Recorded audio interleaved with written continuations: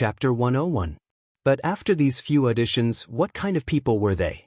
Big wavy curls, heavy makeup, thick eyelashes like a stiff brush, and a thick layer of highlights on the bridge of their noses that could blind people. They were either internet celebrities who had plastic surgery or has been models in the entertainment industry. They didn't have the looks, and they didn't have the temperament. High heels, powdered faces, and suspender dresses. What were these? Did they come from a nightclub?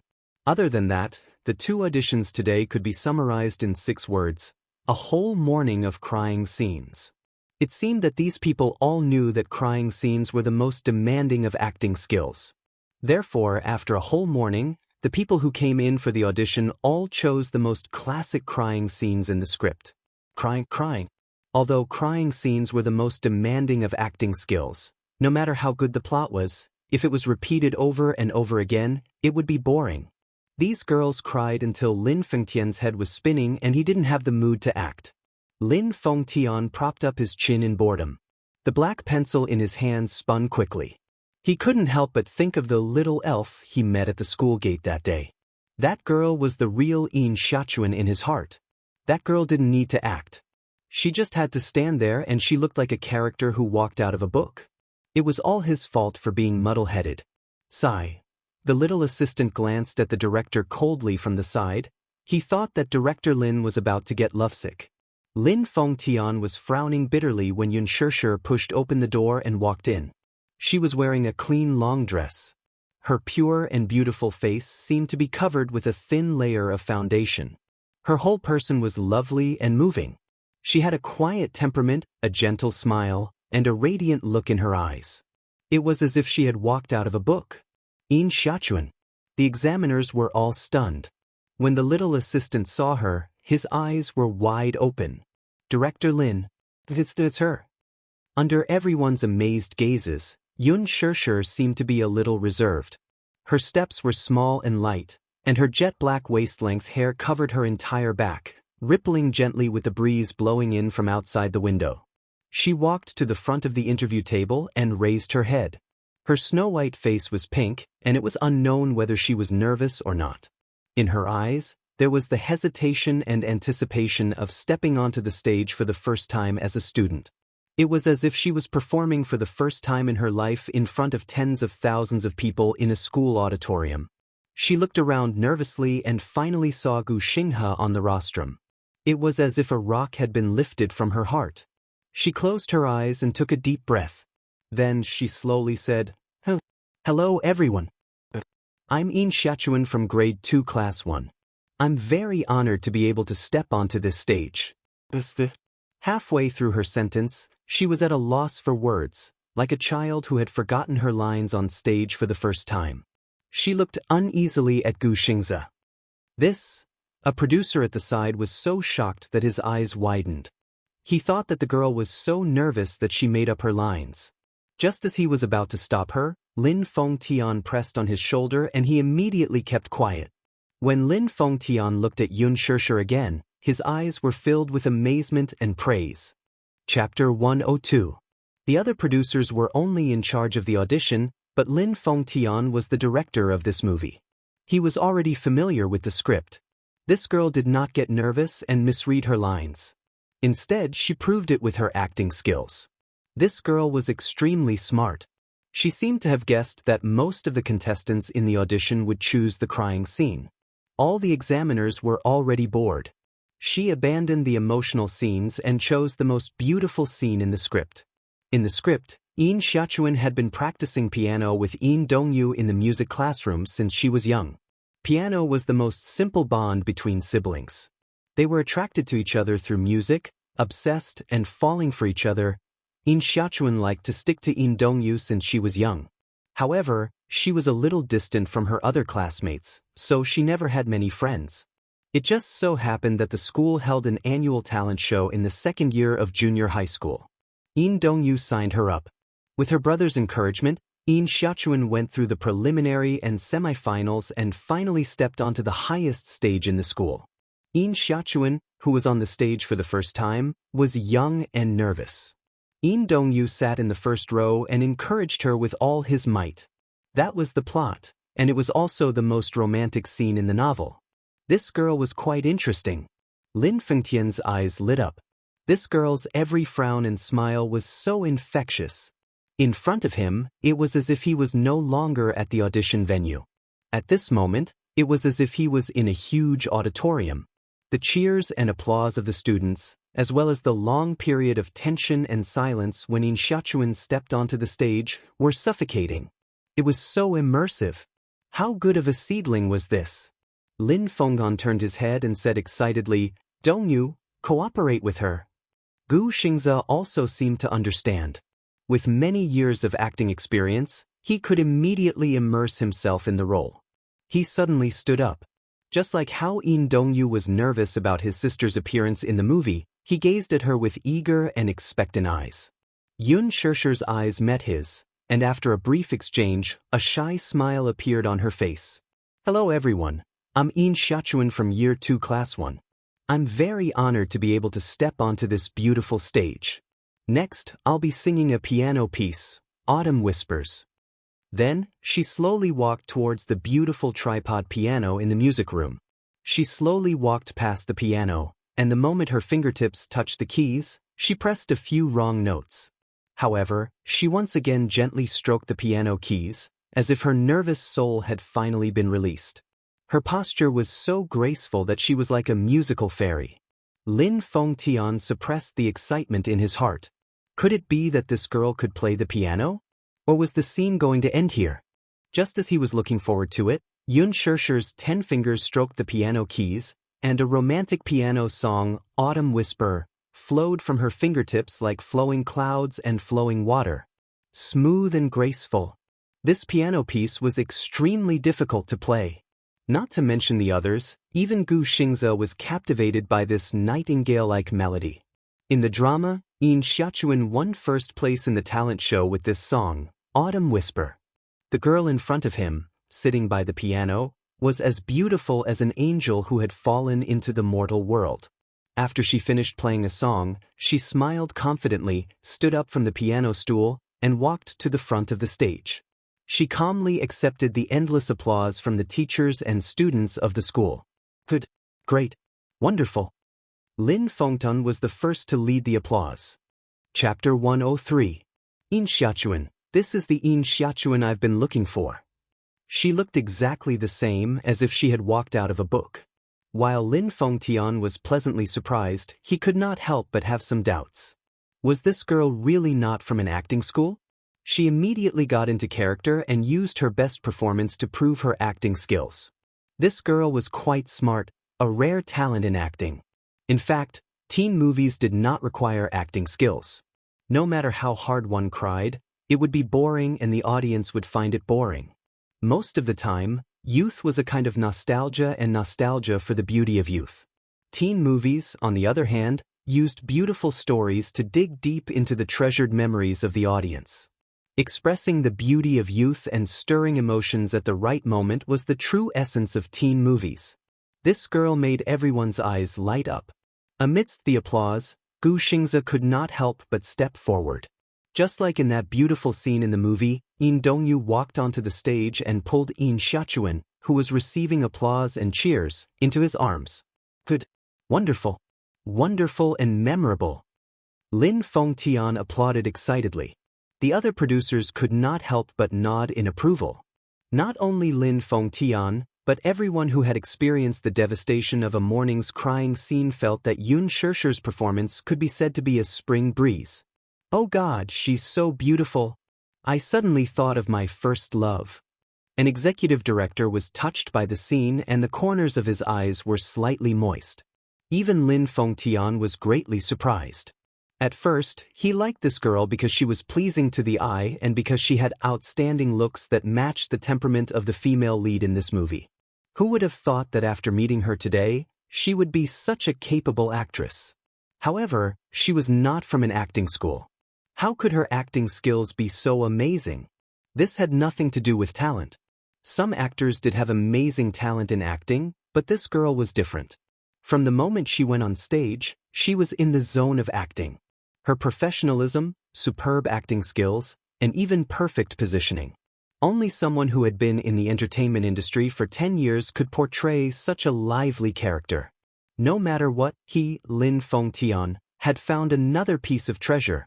Yun Shishir's face regained its usual calmness. She slowly took half a step back from Gu Xinghe's embrace. The corners of her lips curled slightly into a graceful and elegant smile. It was neither distant nor intimate. She could get into character as she wished, and she could get out of character as she wished. Who would believe that she wasn't an acting prodigy? Yun Shishir, on the other hand, knew very well that she had indeed suffered a lot in order to have such good acting skills. Her master was the famous veteran actress, Mu Yuling. The entertainment industry was full of ups and downs. Mu Yuling did not have a strong background, nor was she sought after. She relied on small supporting roles to hone her acting skills. It was only until an opportunity presented itself that she became famous. She had gone through 10 years of blood and tears to become a double best actress. Mu Yuling had taught her everything she knew. She had come prepared for this audition. Since she wanted to do something, she had to do it well. Gu Xingze looked at Yun Shishir. She had a faint smile on her face and her eyes were bright and gentle. He was amazed by her performance just now. This girl was too amazing. Even he couldn't help but get into character just now. Chapter 104. Until the end of the audition, everyone was still immersed in Yun Shishir's performance. Hence, the rest of the audition was boring. In Lin Fengtian's mind, he already had a female lead candidate in mind. Yun Shishir walked out of the music building. Xiao Shui, who had heard the news, had been waiting at the door for a long time. When she saw her, she quickly went up to her. Shishir, why you here? Yun Shishir was slightly surprised. After what had happened just now, Xiao Shui still looked a little shaken. I called you and you said that you came for the audition. I was a little worried. What's there to worry about? Are you really here for the audition? Xiao Shui asked anxiously. Yes, I'm here to audition for the female lead of The Green Apple. Xiao Shui's eyes almost popped out when she heard this. What? Why didn't you tell me? Yun Shishir smiled faintly but did not say much. I just decided on the spur of the moment. I just wanted to give it a try for fun. Wow, you're so cool. Shishir, with your words, there should be no problem. You're so good-looking and elegant. I've also read that novel. The moment I saw the female lead, my first reaction was also you. If you're the female lead, the box office will definitely skyrocket. By then, our Shishir will be a celebrity. Xiao Shui said excitedly. Suddenly, she thought of something and said worriedly, but, Shishir, I heard from my dad that the entertainment industry is extremely dirty. What are you afraid of? If anyone bullies me, you'll be there to protect me, right? Yun Shishir smiled and bumped her shoulder with a smile. The two of them were about to leave when they were suddenly stopped by someone behind them. Shishir. She turned around and saw Gu Xingze and Lin Fengtian standing behind them. Gu Xingze was dressed in a white shirt and a pair of slim black pants. His simple outfit brought out his pure handsomeness. His appearance immediately alarmed the fan club that had been crouching in the music building for a long time. Although Tsinghua University had already made it clear that if the campus learning environment was affected due to chasing stars, it was still unable to curb those fanatical fans. Xingze. Look, it's Xianxia. Wow. Xianxia is so handsome. Sob sob sob. I can't believe that I actually saw Xianxia in person. Am I dreaming? So, Mommy, I saw Xianxia. Xiao Shui narrowed her eyes and sized up the heavenly king in front of her. She had to admit that she was a little defeated. Some people were born to be idols. Gu Xingze was such a man. A man was more beautiful than a woman. Xiao Shui was shocked. Yun Shishir could not help but feel a headache coming on from the excited voices around her. Gu Xingze, on the other hand, was used to it. He smiled and took 2 steps closer to her. In a low and gentle voice, he said, Huanyu Entertainment's annual cocktail party is tomorrow night. Will you be coming? Yun Shishir was stunned. Was he inviting her to the cocktail party? Seeing that she was silent, he slowly said, I want to invite you to be my female companion. Was he joking? He was a popular heavenly king, but he wanted to invite a nobody like her to be his female companion? Chapter 105. I only participated in the audition. The director hasn't decided on the female lead yet, so I'm not considered part of the entertainment industry. Besides, I don't have any background. I really don't understand why you're inviting me to be your partner, Yun Shishir rejected politely. Xiao Shui was dumbfounded by her rejection. Oh my god, was she stupid? Gu Xingze was such a big star. Inviting her to be his partner was an opportunity that many actresses and actresses in the entertainment industry couldn't get. How could she reject it? Gu Xingze wasn't upset. Instead, he raised his eyebrows slightly. Qin Zhou quickly added, after tomorrow night's cocktail party, there will be a signing ceremony. Yun Shishir, sign the contract with me. Yun Shishir finally understood his intention. Gu Xingze had already decided on her. He was planning to use his popularity to pave the way for her to enter the entertainment industry. To put it bluntly, it was nothing more than a publicity stunt. A huge publicity stunt that only Gu Xingze could pull off. The first step he took was to be ambitious. It seemed that he was determined to support her. But why was he so good to her? Yun Shishir nodded elegantly. Her voice was as clear as spring water. Sure. If that's the case, I'll accept your offer. Lin Fengtian nodded satisfactorily. This girl was unfazed by honor and disgrace. She was calm and collected. Her status in the industry would definitely be everlasting. Let's go, Shishir. A friend, I'll drive you, Lin Fengtian said. Beside them, Executive Director Mo Qi saw the situation and his face suddenly flashed with an inexplicable panic. Director Lin, Xingze, come over here for a moment. Miss Yun, please excuse me. I have something to discuss with Director Lin and Xingze. He pulled the two of them aside with a smile and his face immediately darkened. Director Lin, it's not that I have a problem with it, but you've decided on the female lead just like that? Isn't it inappropriate? Gu Xingze smiled but didn't say anything. When Lin Fengtian made the decision to cast Yun Shishir, the film crew was naturally anxious. The executive directors had all received a lot of benefits. Many popular starlets in this movie had extended an olive branch, but Lin Fengtian did not accept it. All the benefits were given to the other people in charge of the production team. Now that an unknown newcomer had been chosen, there were naturally people who were anxious. Lin Fengtian looked dissatisfied. What? Why wasn't it suitable? You've seen Shishir's performance with your own eyes. She's a rare genius. They were already calling each other so intimately. Could there be something going on between the two of them? That couldn't be. In his impression, Lin Fengtian was a film addict who was dedicated to making excellent movies. He was different from other directors who were lustful. He had never slept with a woman before. She's still a newcomer. She has no name, no background, and no affinity with the audience. What will the investors of this movie think after you've made the decision? Mo Qi advised earnestly. So what if she's a newcomer? Look at her performance. Whether it's her acting or her appearance, she's so similar to Yin Xiaochuan in the original novel. How can I not be moved by such a person standing in front of me? Lin Fengtian was full of praise. But didn't the investors intend to promote another female artist? It's that one Yan Bingqing. Chapter 106. Yan Bingqing? That carpet star? She's just a pretty face.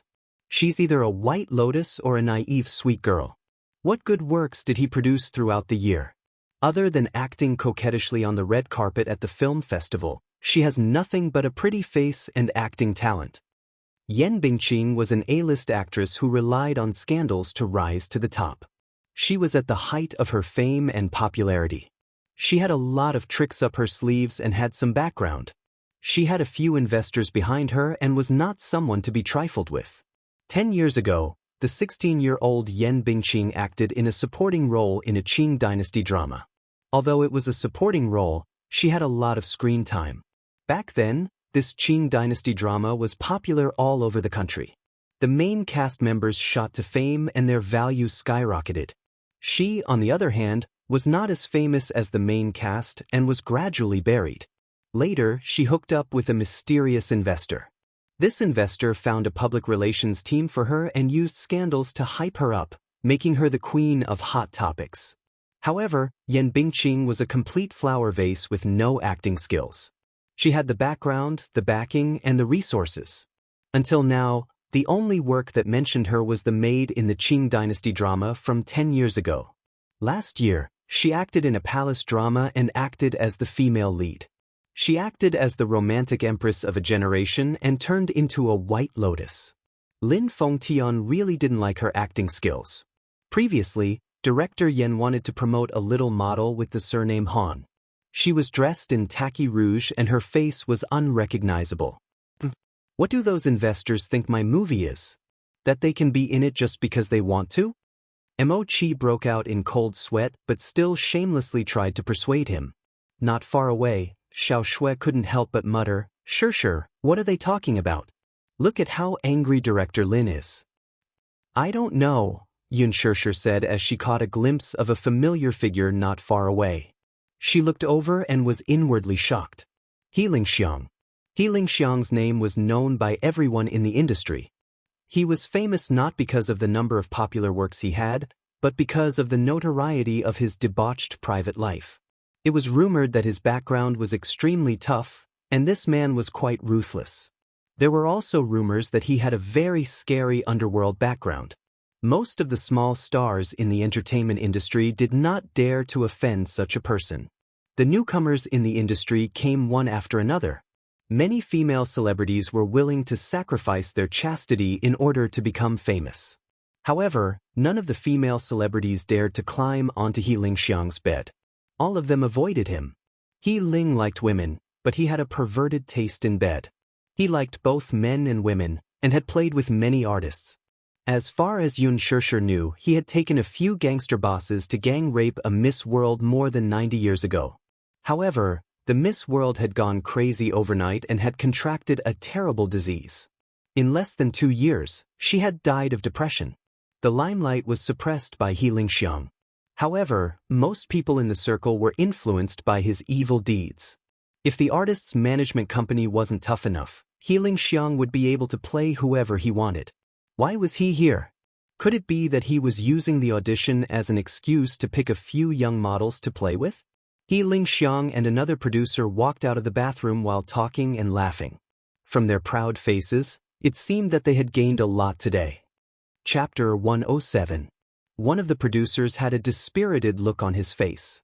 After an entire morning of interviews, he seemed to be a little fatigued. Thus, when he saw such a beautiful girl, he naturally felt an itch in his heart. He recklessly sized up the calm girl in front of him and laughed. Aya, this girl is quite pretty. What's your name? Xiang also looked at her. It was just that such a good-looking person with such a beautiful and moving face, but her temperament was cold and indifferent. He was already so close to her, but she still did not have the slightest reaction. It was as if she treated their existence as air. It was not an exaggeration to say that she did not see them. Yun Shishir turned to leave, completely ignoring them. The two of them couldn't help but feel a little annoyed. The producer said, Hey, but when he saw that she was still indifferent and didn't even look at them, he was instantly angry. He reached out to grab her hand, but she evaded without a trace and turned to leave expressionlessly. She didn't want to have anything to do with Xiang. This man's background was too scary. She didn't want to have anything to do with him.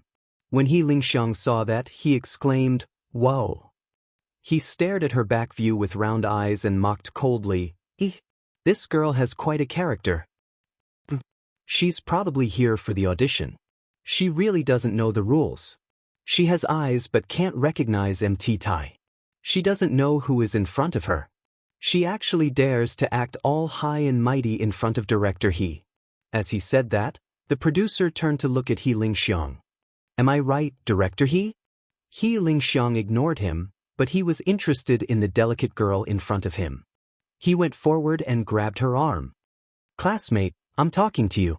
Why are you ignoring me? That's right.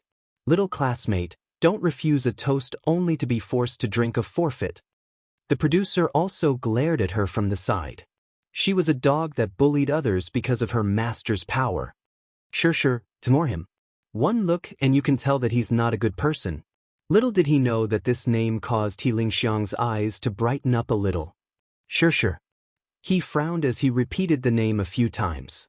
Then he grabbed Yun Shurshu's wrist tightly. This student, I think you have a good temperament and good looks. Why didn't you come to the audition? Who knows, maybe you'll be chosen as the female lead. Yun Shurshu faintly said, Thank you for your kindness, Director He. It's just that I admit that my aptitude is mediocre, and I can't enter the eyes of the directors. How could that be? I think you're pretty good. You're much better than those girls who were interviewed before. Even if you don't get chosen, it's not like you don't have a chance. He Lingxiang's tall and strong body leaned towards her suggestively. His voice was a little hoarse. I wonder if you've heard of my name? I'm also a director. As long as you're willing, I can let you be the female lead in my next movie. Yun Shurshu was shocked. She took a few steps back to get away from him, but he grabbed her arm and she couldn't move at all. She looked up. Because of her embarrassment, she raised her voice slightly. Let go. What? This classmate, I'm so fond of you. Are you trying to embarrass me? He Lingxiang's gaze was slightly cold. Seeing this, the smile on Xiao Shue's face faded. She walked towards He Lingxiang angrily. Yun Shurshu immediately grabbed her arm and persuaded, Xiao Shue, don't. I don't think they're good people. If you go over like this, something will happen. Chapter 108. Yun Shurshu didn't want to bother with He Lingxiang, but he kept pestering her. She turned around to look at him and saw that he was sizing her up with his bloodshot eyes. He was obviously satisfied. Yun Shurshu heard footsteps behind her. At the same time, she saw Xiao Shue walking toward her. She grabbed He Lingxiang's shoulder and raised her hand to slap him hard on the face, causing the students passing by to gasp in shock. Xiao Shue. Oh. Yun Shurshu's head exploded. Xiao Shue actually slapped He Lingxiang? She wasn't an impulsive person. On the contrary, she had always been calm and knew how to wait and see. However, she didn't know why, but when it came to Yun Shurshu, she couldn't calm down no matter what.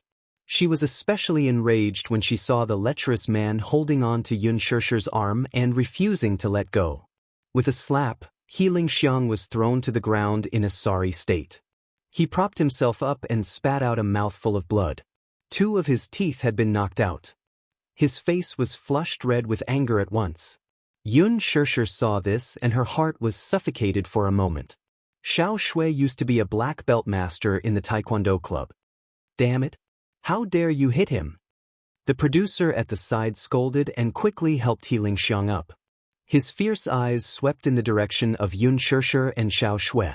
The onlooking female students didn't expect Xiao Shue to hit him without saying a word. They also didn't expect to provoke such a powerful person. They immediately turned around and rushed to find the teacher to save the situation. However, Xiao Shue was fearless. Why would she be afraid of their provocation? She was still young and was just an overseas student who had returned to the country. She hadn't experienced the bloody storms of society, so naturally, she didn't know what the identity of the man in front of her meant. She wasn't afraid. This was a lawful society and this was a school. How could they let some shady people endanger the safety of students? Sure, are you okay? Did he do anything to you? Xiao Shue turned around and looked at her nervously. Let's go. Yun Shurshu didn't even think about it and didn't intend to stay any longer. She hooked her finger and Xiao Shue nodded knowingly. Just as she was about to take a step forward, the 2 men rudely blocked their way, their faces full of malice. Classmate, you want to run away after beating someone up? Who gave you the guts? What's your name? Which entertainment company is he from? Xiao Shue took a deep breath and said coldly, Get out of my way. When the producers saw his arrogant attitude, his eyes became even fiercer. What kind of attitude are you using to talk to me here? Xiao Shue frowned. She was a typical tomboy. Without any provocation, she grabbed the collar of the producer. The 2 of them did not agree and started to push each other. Xiao Shue subconsciously protected Yun Shurshu. She was afraid that she would be involved in the fight, so she pushed her to the side. However, she didn't expect that she would lose her balance after being pushed, so she felt dizzy and her body leaned back. Boom! He bumped into a human wall. His body was firmly supported by a strong arm. A wisp of unique masculine body fragrance brushed the tip of her nose. It was charming and elegant. Through the high-end shirt, she seemed to be able to feel the man's stalwart and heroic physique, as well as the strong beating of his heart. Chapter 109. Yun Shirshir couldn't help but frown in pain. She looked up and saw that in the chaos, the surroundings suddenly became quiet, as if time had stopped. She felt strange and looked in the direction of He Lingxiang and Xiao Shui, only to see that the group of people had already frozen. The funniest one was He Lingxiang. His hand that was holding Xiao Shui's collar gradually loosened. His face was full of shock. His pair of absent-minded eyes stared in the direction behind her, and fear slowly appeared in his eyes. His companion, who was standing beside him, also stared at the person behind her with an extremely strange expression, as if he had seen a ghost. She retracted her gaze in astonishment and raised her head, only to see a fair and clean hand quietly stretching out in front of her. Under the sunlight, the silver buttons on the sleeves of the suit reflected the dazzling light. This was a man's hand, but it was very well maintained. The fingertips were moist and flawless, and the joints were slender. Yun Shirshir raised her head, only to be met with a pair of deep, almond-shaped eyes. The handsome man in front of her stood tall and elegant. He looked very young, barely in his 20s, but he exuded a mature and experienced aura. His every movement could not hide the subduing aura of an emperor. This kind of aura was natural. At a glance, one could tell that he was a man who had experienced many bloody storms and was indifferent by nature. Rather than saying that he was indifferent, it was better to say that he was innately cold. Wherever he stood, this aura melted into the air and spread to every corner. Behind him was a group of tall men in suits and leather shoes. They bowed their heads and stood behind the man. It was like a group of stars worshipping a star. Mu Yaje, Yun Shirshir's expression was a little stiff. Xiao Shui, who was beside her, was mesmerized. She saw the man lowered his head and quietly stood in front of her. His black suit made him look noble and extraordinary. His posture was casual and elegant. The sunlight engraved a gentle and evil shadow on the contours of his face. At this moment, from her angle, there was some backlight, so she couldn't see his face clearly. But even so, she caught a glimpse of his extraordinarily handsome facial features that were shockingly beautiful. They were exquisite like the work of the gods. His handsome eyebrows and well-defined facial features seemed to be mixed with the noble blood of ancient Europe. He was cold and arrogant, but there was a kind of elegant charm unique to Eastern men between his eyebrows, deep and flirtatious. Without a doubt, this was an extremely handsome man. However, this handsomeness was absolutely not just on the surface. It was as if he was born with it in his bones. He was like an emperor of the ancient times, noble and arrogant. His standing still attracted the attention of the men in suits behind him. They were a little curious about what kind of person could attract their master's attention, so they all looked over and their gazes fell on her. Yun Shirshir suddenly felt like her body was being pricked by sharp needles. She supported herself on her knees and tried to stand up, but ignored the man's outstretched hand. Chapter 110. The man naturally saw the proud and stubborn attitude on her face. He slowly retracted his hand and tightened his sleeves. However, he did not say anything for a long time. His thin lips parted slightly, and the corners of his mouth slowly curled up, outlining an unfathomable arc. Yun Shirshir saw that his gaze was always on her, and she felt a little uncomfortable. She didn't understand. Who was this man? Why was she always able to meet him when she was down and out? Yun Shirshir didn't want to pay attention to him. She patted the dust off her body and turned to leave. However, a cold and deep voice came from behind her. "Stop." The man spoke very softly. His words were as precious as gold, but his voice was very pleasant. It was deep and full of magnetism. It was mellow like aged wine. One sip and it was easy to get drunk. She slightly paused and turned around to look at the man. Her eyebrows knitted even deeper. "Mister, what can I do for you? You're leaving just like that?" Mu Yaja found it funny. Other women couldn't wait to get close to him when they saw him, but she avoided him like he was the plague. Could it be that she was guilty? Mu Yaja's lips curved into a smile. This unfathomable smile made Xianxia feel a little dazzled. She said indifferently, "I'm not familiar with you, right?" Her tone was a little impatient and even very distant. Hearing this, the attendants behind her were stunned. They had never seen anyone who dared to speak so rudely in front of the young master. It had to be known that with the young master's noble status and background, even the government officials had to be courteous. Therefore, when they saw her being so rude, their faces immediately showed disgust. However, the man wasn't angry at her cold expression. He took a few steps closer to her, and the smile on his lips deepened. He whispered in her ear, "Not familiar? But we've slept together." Xianxia's face was tense for a moment. She smiled faintly, but her voice was cold. "Mr. Mu, so you're shameless?" Shameless? Is that shameless?" Mu Yaja smiled deeply. "Do you want to see something even more shameless?" She naturally didn't know the identity of the man in front of her, and Xiao Xue naturally didn't care about the origin of the man, but it didn't mean that He Lingxiang and the others didn't know. She was so close to him, so flirtatious, that everyone present was even more shocked. Especially He Lingxiang's group, they more or less understood the status of men. He Lingxiang had been in the circle for so many years and had seen countless people. He more or less had to be clear about the people and families at the peak of the world. After all, he couldn't simply offend them. Who exactly was this mysterious young man? They had never seen him before, and they didn't know what his identity was. However, there were some familiar faces in the crowd behind the man. Although they were now bowing their heads and following behind the man submissively, any one of them was a big shot in the underworld who would cause people to change their faces. For example, the middle-aged man standing at the back of the group was one of the top bosses in the capital. He was in charge of the businesses of several groups and supported several groups of forces. He was the current master of the capital's underworld, and his words were absolute. Chapter 111. In this day and age, there weren't many people who did business with clean hands. The reason why they were able to rise miraculously in the business world in the past 2 years was that they had some kind of unclear relationship with the underworld. It was said that a few of them had made a fortune by smuggling, and now they were doing very well. Among them, there was no lack of high-ranking officials and leaders from other provinces and even the government. Most of them had great power in Jingdu, but they were rarely seen. All of them held great power and were important.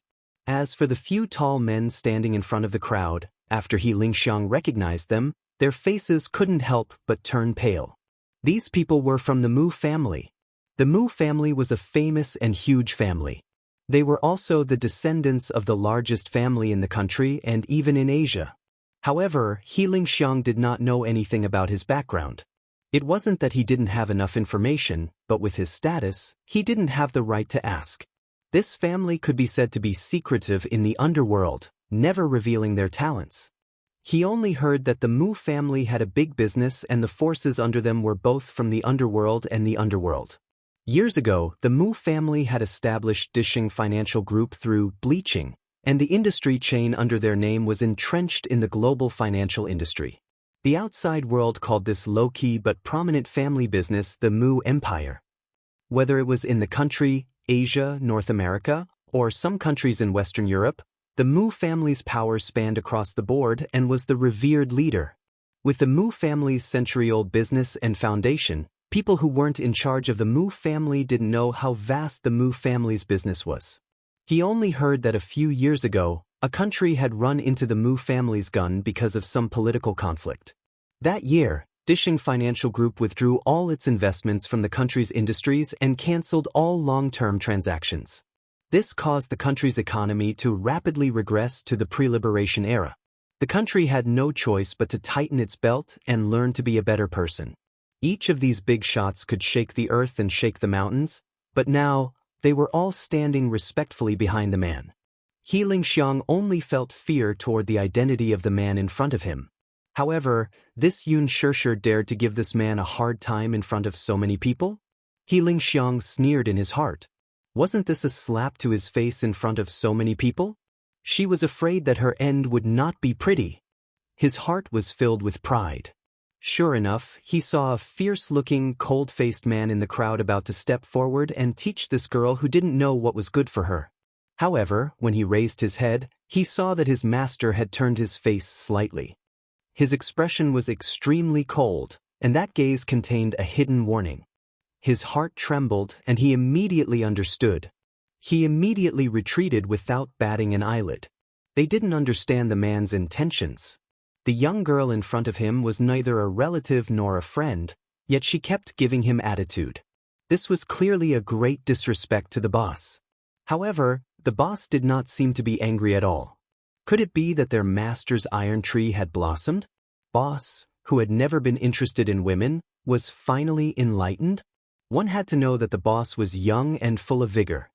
He was in the prime of his life, but he had always been cold and unfeeling. Chapter 112. There were rumors and slanders about him. Although he had a fiancée in name, they seemed to be in love with each other. Some people even speculated that there was something fishy about his sexual orientation.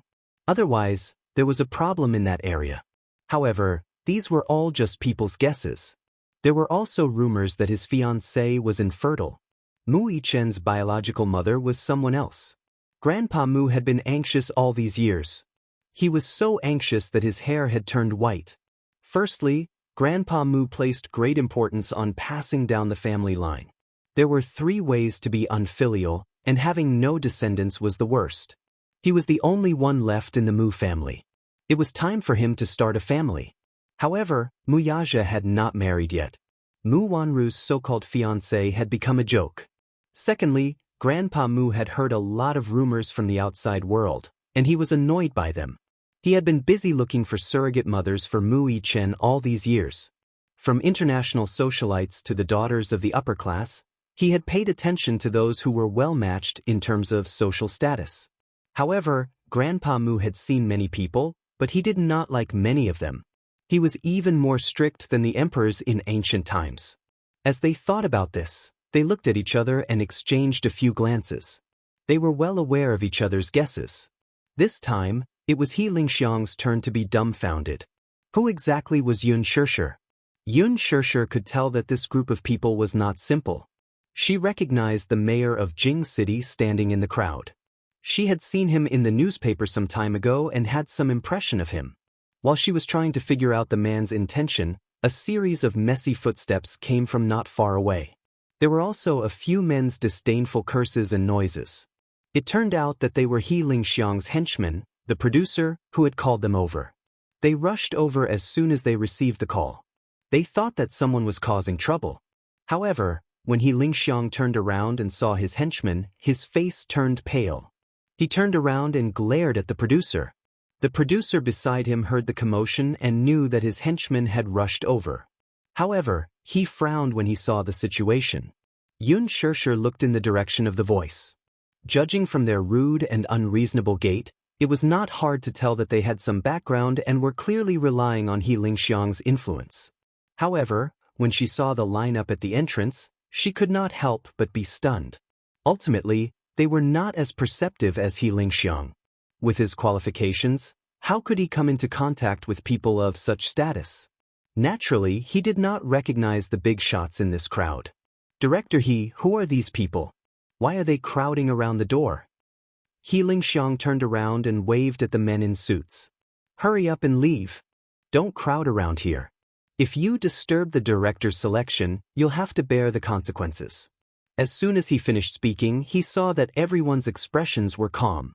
Seeing that He Lingxiang was standing there in a daze, he couldn't help but go up and put his arm around his shoulder. The young man smiled and said, Director He, who are these people?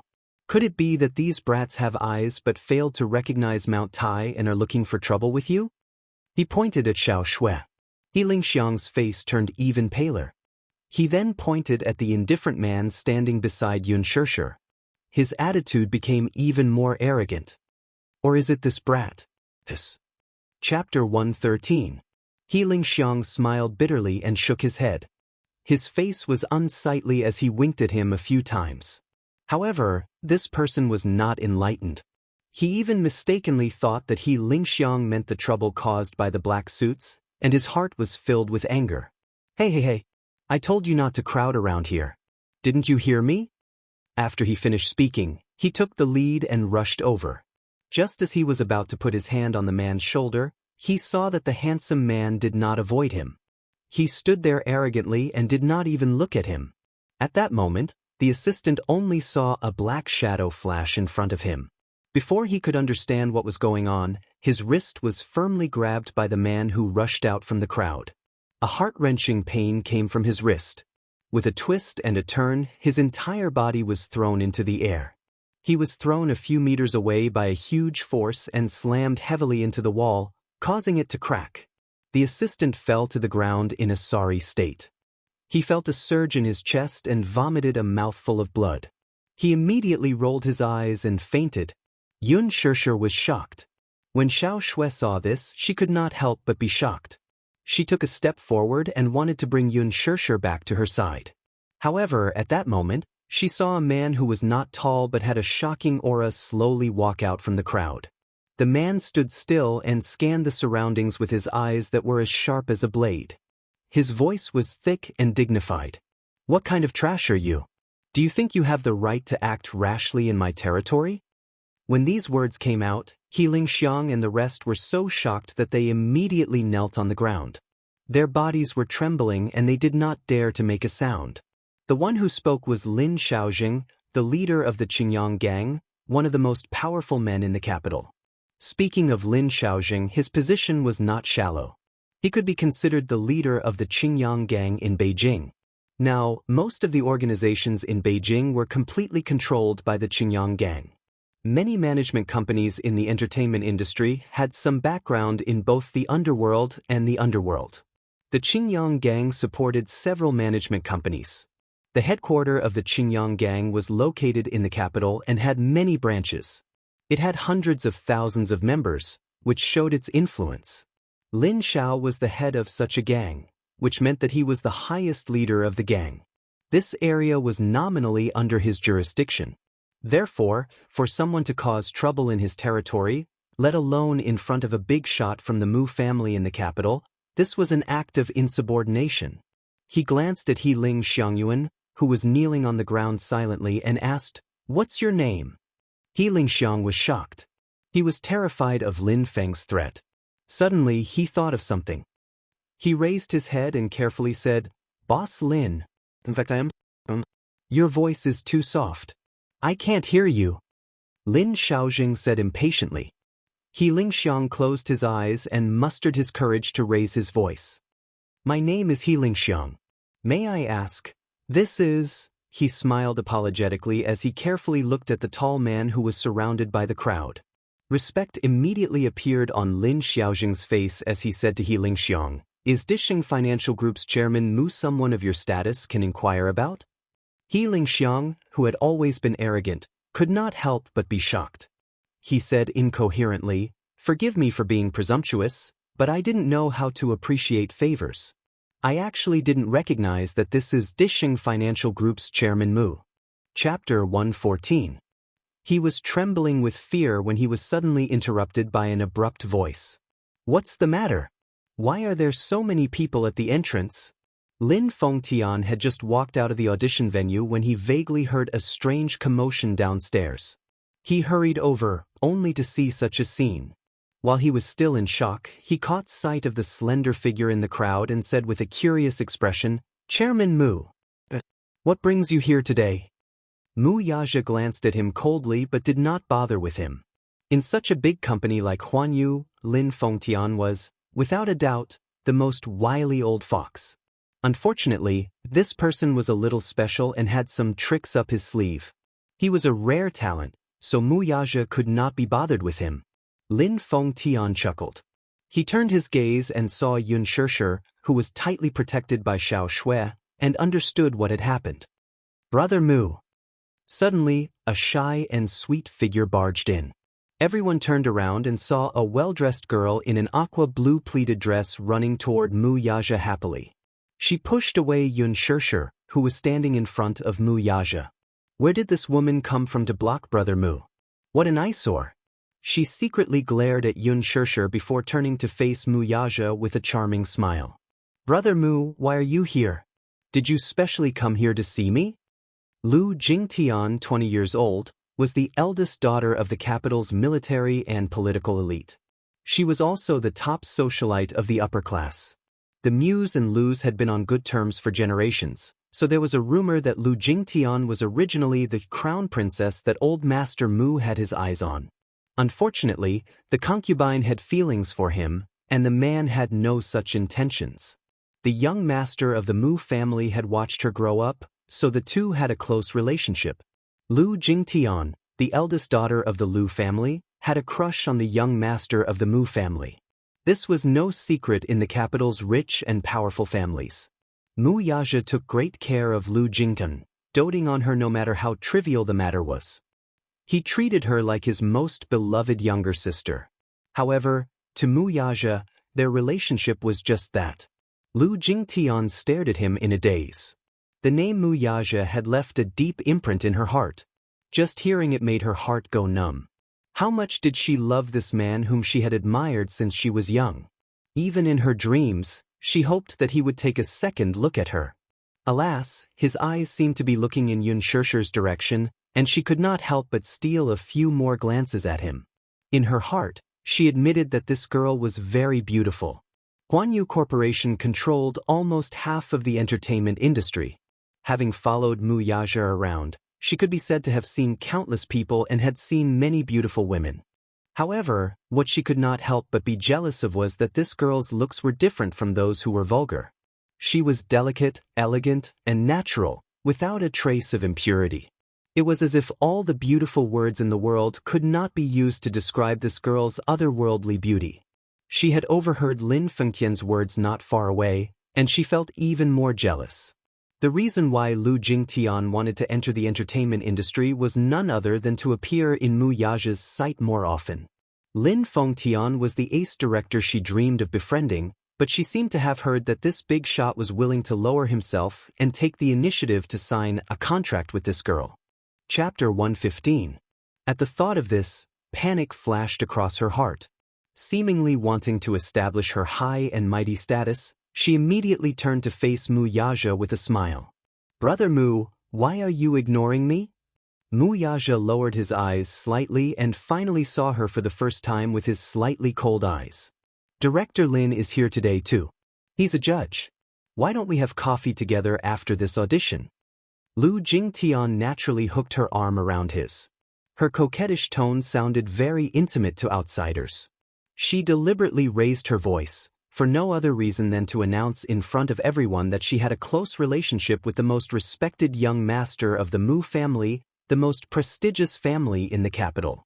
Earlier in the audition waiting room, there was actually a newcomer who did not know what was good for her. Now, she was silently announcing her illustrious status. In the crowd, Yun Na's eyes flashed with horror. This girl actually has connections with the rich and powerful of the upper-class society? Naturally, she did not know who Mu Yaja was, but she recognized the mayor of the capital. Now that she saw him standing respectfully behind that tall and handsome man, who was actually close to that girl, she could not help but wonder why he was so close to her. She could not help but shudder. Earlier in the waiting room, she seemed to have caused trouble for this girl.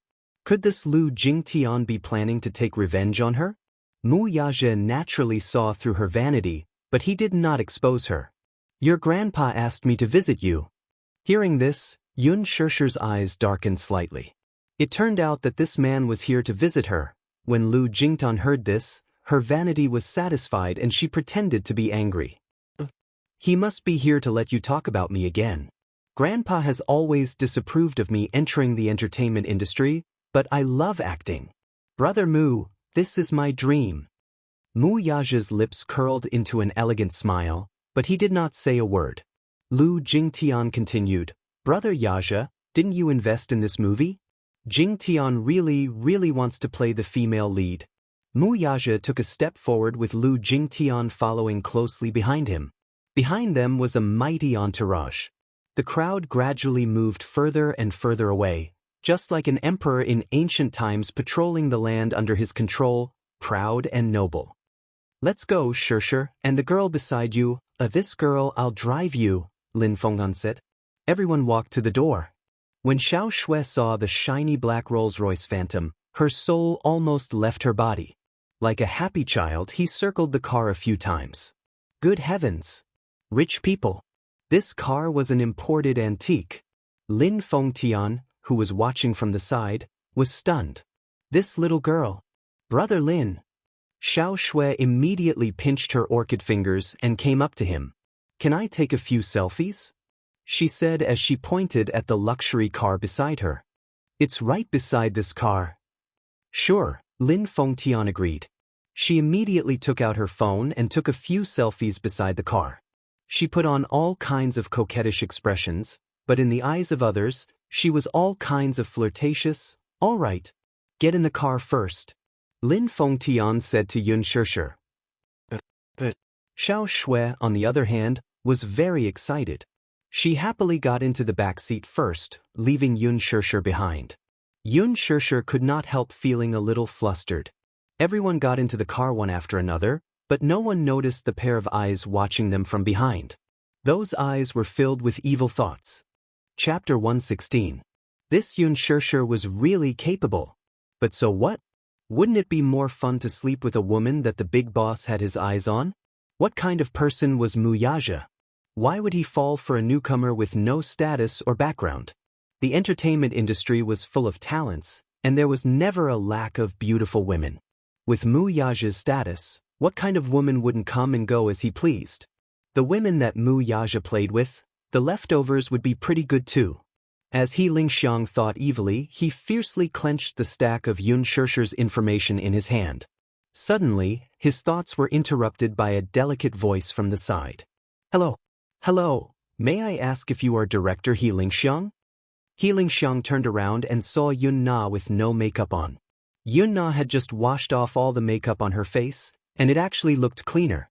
Even though her face was still slightly swollen, it didn't stop others from judging her beauty. Yun Na's beauty was different from Yun Shishir's naivety and pure beauty. She was flirtatious, like a seductress who charmed the emperor in ancient times. If she were to play a character like Daji, she would definitely be pleasing to the eyes. She was petite and wasn't as tall as Yun Shishir. Her fair little face, coupled with her shy and timid appearance, made her look even more fragile. Yun Na had unintentionally catered to his tastes. He Lingxiang had recently liked this kind of taste. The moment he saw her, the look in his eyes changed. Seeing that he didn't say anything, Yun Na was naturally pleased. Under the attack of her expression, very few men could resist. So what if He Lingxiang had been on the battlefield for a long time? Wasn't he still tempted at the sight of women? Director He, my name is Yun Na. I'm a professional at an art school. I admire you very much. You are a very talented director. Oh, right, I saw your movie Blood Rose last year. It's still the greatest movie in my heart. Blood Rose? Bad script, bad production, and bad reputation. How could a shoddy movie make her feel like she had found a treasure? The meaning of her words was self-evident. Yun Na wasn't someone from the entertainment industry. She only knew that He Lingxiang was of a similar status, but she didn't know about his misdeeds. Therefore, she didn't know how ignorant her actions were. How could He Lingxiang reject a woman who threw herself into his arms? It just so happened that he had nowhere to vent his anger this afternoon. He intimately approached her, grabbed her wrist, and pulled her into his arms. Under the cover of the tree, his hand wantonly attacked the softness in front of her chest. He lowered his head and bit her ear. Ah! Yun Na pretended to be flustered like a startled bunny, and her hands powerlessly pushed against his chest while the surprise in her eyes couldn't be concealed. Director He... There was a faint fragrance on her body, which made He Lingxiang's blood rush to his head, and he was a little dazed. From the looks of it, this girl was still a virgin? He Lingxiang was not a man who would reject anyone, but he was very satisfied with Yun Na. Didn't you say that you admire me the most? He Lingxiang was very satisfied with her performance as he said the most vulgar words. You sent yourself to my doorstep and said these words. If others heard this, I'm afraid they would think that I have an ulterior motive. Yun Na kept the meaning of his words a secret. At this moment, the two of them were close together, and the changes in their bodies made each of them understand what the other wanted. She was a little afraid. The entertainment industry was like a tiger's den, so how could she not be afraid? However, when she thought of Yun Shirshir's smug look and how she might be able to pass the audition, clinch the female lead role in this movie, and step into showbiz with glory, her heart was filled with jealousy. Jealousy was like an evil demonic branch, entrenching her heart, causing her to begin to use every means possible to achieve it. Director He, it's not convenient to talk here. Why don't? Yun Na smiled charmingly. Let's go somewhere else? Okay. He Lingxiang was naturally waiting for this sentence. Chapter 117. Huanyu Tower. A man stood by the window, his tall and straight figure proudly overlooking the rows of tall buildings outside. His pair of handsome eyes were deep and distant. Earlier, the board of directors had a heated confrontation over the female lead of The Green Apple. This time, the female lead had already been decided internally. The audition was just a publicity stunt for the movie's release. However, Lin Fengtian was absent from this meeting. Over the phone, his stance was very clear. He had taken a liking to Yun Shirshir and had decided to support this newcomer with outstanding qualifications. The investors and producers were in an uproar when they heard this and voted against it unanimously. Lu Jingtian had already been decided as the female lead. How did an unknown newcomer appear out of nowhere and mesmerize Lin Fengtian? When Lin Fengtian heard that Lu Jingtian had been decided internally, he immediately said that he would not continue filming. The art of film, which he pursued, was now in such a foul state. He was so angry that he said that it had to be Yun Shirshir. When the executive director said that he would not continue filming, the production team was collectively dumbfounded. They lined up to apologize to Lin Fengtian. The script was good, but Lin Fengtian's influence was not to be underestimated. If they lost him, this movie would be nothing. Without him, the box office appeal would collapse by half. The meeting ended on bad terms. Lu Jingtian, who was standing at the side, had also witnessed the actress's audition. Recalling that breathtakingly beautiful scene, she could not help but feel a little jealous. This person called Yun Shirshir had skillfully portrayed In Xiachuan's most essential innocence and beauty with her skillful acting. She was originally quite satisfied with her audition performance, but now that she saw it again, it was obvious who was better. Her crying scene was too pretentious. She's quite opportunistic. Lu Jingtian said indignantly. She raised her head to look at Mu Yaja and asked in a half-aggrieved and half-tentative manner, "Brother Mu, you'll definitely get the female lead role in this movie.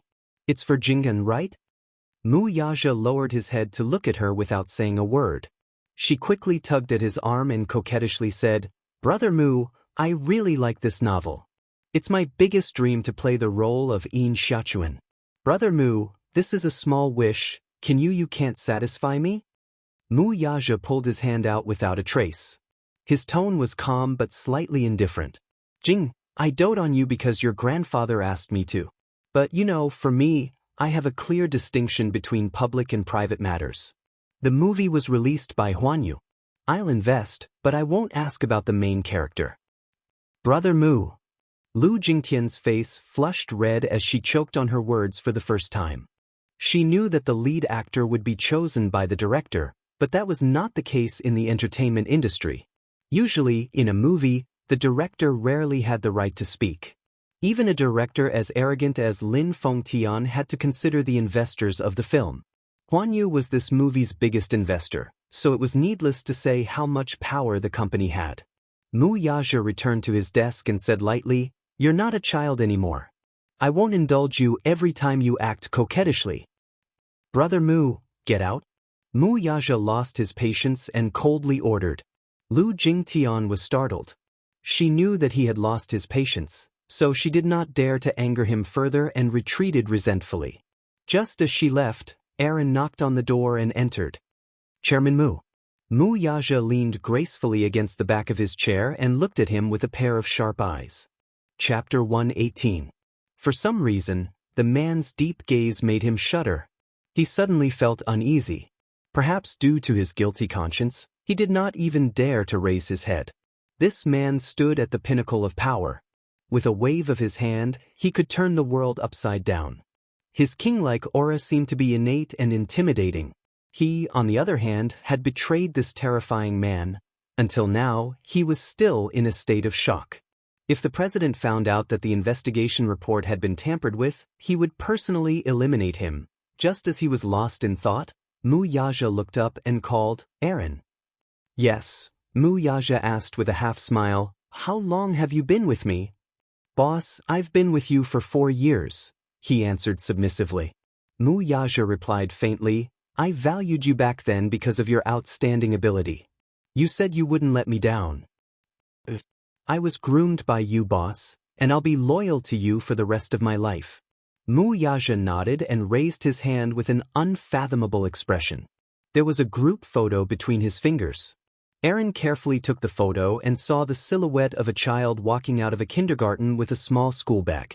Despite the distance, the child's facial features were clearly presented in terms of angle and resolution. At first glance, the child was 99% similar to Mu Yichen. Whether it was their eyebrows, facial features, or even their mannerisms, the two children seemed to be carved from the same mold. Could there be 2 identical leaves in the world? This photo was taken by a private investigator hired by Mu Yaja. When the old man received the photo, he rushed to Mu Yaja's office in a fit of rage. He pointed at him and fumed. "Bastard! You have an illegitimate child outside? Are you trying to anger me to death? No wonder you're unwilling to marry Ro. Do you have other women outside?" Mu Yaja was also stunned when he saw the photo. It was no wonder Grandpa Mu was so furious. This child was too similar to him. Especially that pair of eyebrows, which seemed to have perfectly replicated his silhouette. Bloodline was a very mysterious thing. It couldn't be hidden from anyone's eyes. There was no doubt that this was his flesh and blood, and he even disdained to use other methods to verify it. There would be a mystical connection between father and son. It could be said that it was telepathy, but it was hard to explain. It was a kind of bond that dissolved into the blood and bones. This child had been hidden by that woman for as long as 6 years? What were her intentions? Could it be that she coveted glory and wealth and wanted to marry into a rich family with her son? But she didn't seem like a despicable woman. Mu Yaja had also investigated the woman's background. Alan had also given him an investigation report, and there was no problem, unless someone had tampered with the report. Who could it be? Therefore, he couldn't help but suspect this personal assistant. Could it be that his closest assistant was disloyal to him? As Mu Yaja looked at him with a hint of scrutiny, Alan's back turned cold. It wasn't that he hadn't seen the president's methods before. He was extremely vicious. He didn't even dare to imagine what would happen to him if the president saw through his tricks. "Alan, I'll give you one more chance. Give me a satisfactory answer." Chapter 119. As Aaron was leaving the office, he bumped into Mu Wanru, who was standing outside the door. Mu Wanru had been standing outside the door for a long time and had overheard much of their conversation. Her face was now ashen, and she looked terrible. His expression changed slightly as he exclaimed, "Shut up." Mu Wanru glared at him fiercely. She went forward to cover his mouth, pushed him to the assistant's office, and quickly locked the door. Bang! Aaron stood there helplessly. Mu Wanru was trembling all over. With her back against the door, her body slid helplessly as if she had fallen into a state of great fear and uneasiness. "Ma'am, are you all right?" Aaron looked at her worriedly. Mu Wanru looked extremely disheveled. Her face was as dark as a sheet of white paper. "What did he say to you? Did you tell him?" She glared at him as if she was on the verge of drowning. "The CO asked me to reinvestigate Yun Shirshir's identity. Everything, big or small, must be thoroughly investigated, including that and the child." Aaron looked at Mu Wanru again, only to see her face turn uglier. "You can't." Mu Wanru's eyes were instantly piercing. "You'll get me killed if you do this." Alan took a deep breath, and a complicated feeling resonated in his chest. "I can't betray the CO again." His face turned pale with pain, and his handsome face contorted. "I've already betrayed him once. How will he know if you don't tell him?" Mu Wanru was like a drowning person who had come back from the jaws of death. Her voice trembled with fear. If that child is really the CEO's flesh and blood, isn't it good to investigate it thoroughly?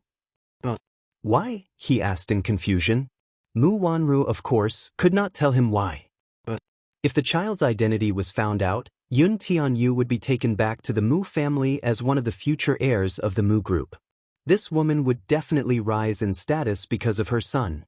She was Grandpa Mu's 1 in a million pregnant women. She had excellent conditions. What was even more frightening was that she had given birth to 2 sons for the Mu group. On the other hand, because of her congenital infertility, she was unable to give birth to a son or daughter for the Mu family. Therefore, her position as the young mistress of the Mu family was not secure. The rich and powerful families were deeply rooted and intertwined. If they did not have children to support them, they would not be able to consolidate their position. The only reason why she could do whatever she wanted in the Mu family was because of Grandpa Mu's love for her. However, no matter how hard she tried, she was still unable to enter Mu Yaja's heart. The only reason Mu Yaja agreed to marry her was because of Grandpa Mu's order. He could not go against it. However, Old Master Mu's health was deteriorating year by year. Now, in order to enjoy the rest of his life, Mu Yaja was slowly taking control of Disheng Financial Group. What if he was no longer around?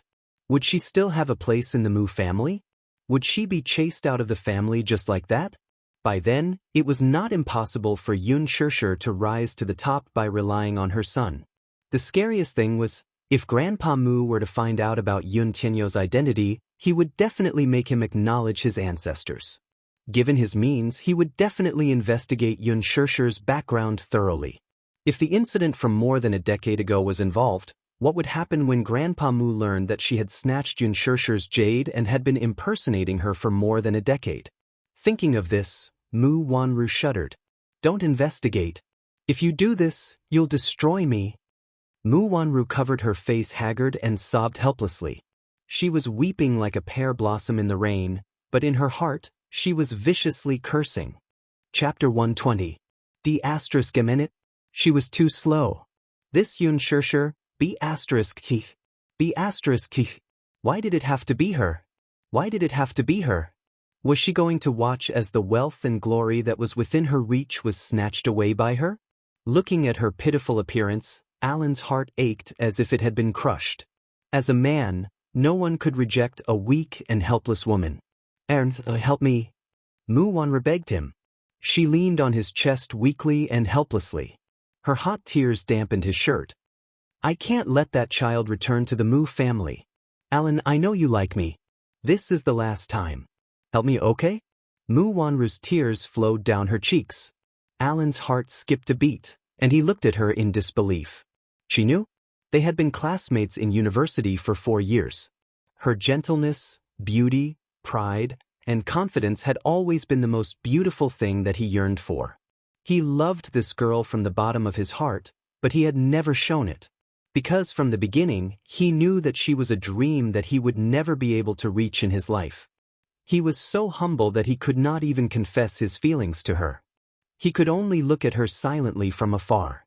After graduating from university, he entered Disheng Financial Group and became Mu Yaja's personal assistant. It was only then that he realized that the man in her heart was as perfect as a god. Wanru, just this once. This is the last time. If you promise to help me, I'll do whatever you want me to do in the future. Mu Wanru begged again. Alan's brows furrowed. Clearly, he was still struggling. Mu Wanru gritted her teeth. She placed her hands on his shoulders, stood on her tiptoes, and kissed him on the lips. Alan was shocked. His body was as stiff as a rock. Mu Wanru pressed her lips against his and said softly, "Is this enough?" Wanru, don't talk. Hug me. Mu Wanru kissed him on the lips again. Her seductive body was pressed against him, and her seaweed-like hair was tangled together. Mu Wanru's exquisite figure stretched out seductively. She was very coquettish. She usually took great care of her skin. Her exceptional beauty and sexy figure were enough to make any man's heart beat faster. Alan could no longer hold it in. He fell into the fatal trap of gentleness. He lost himself to it. He closed his eyes and followed the most honest thought in his heart. His hands hugged her shoulders, and he traced her charming back. In the office, an incestuous scene.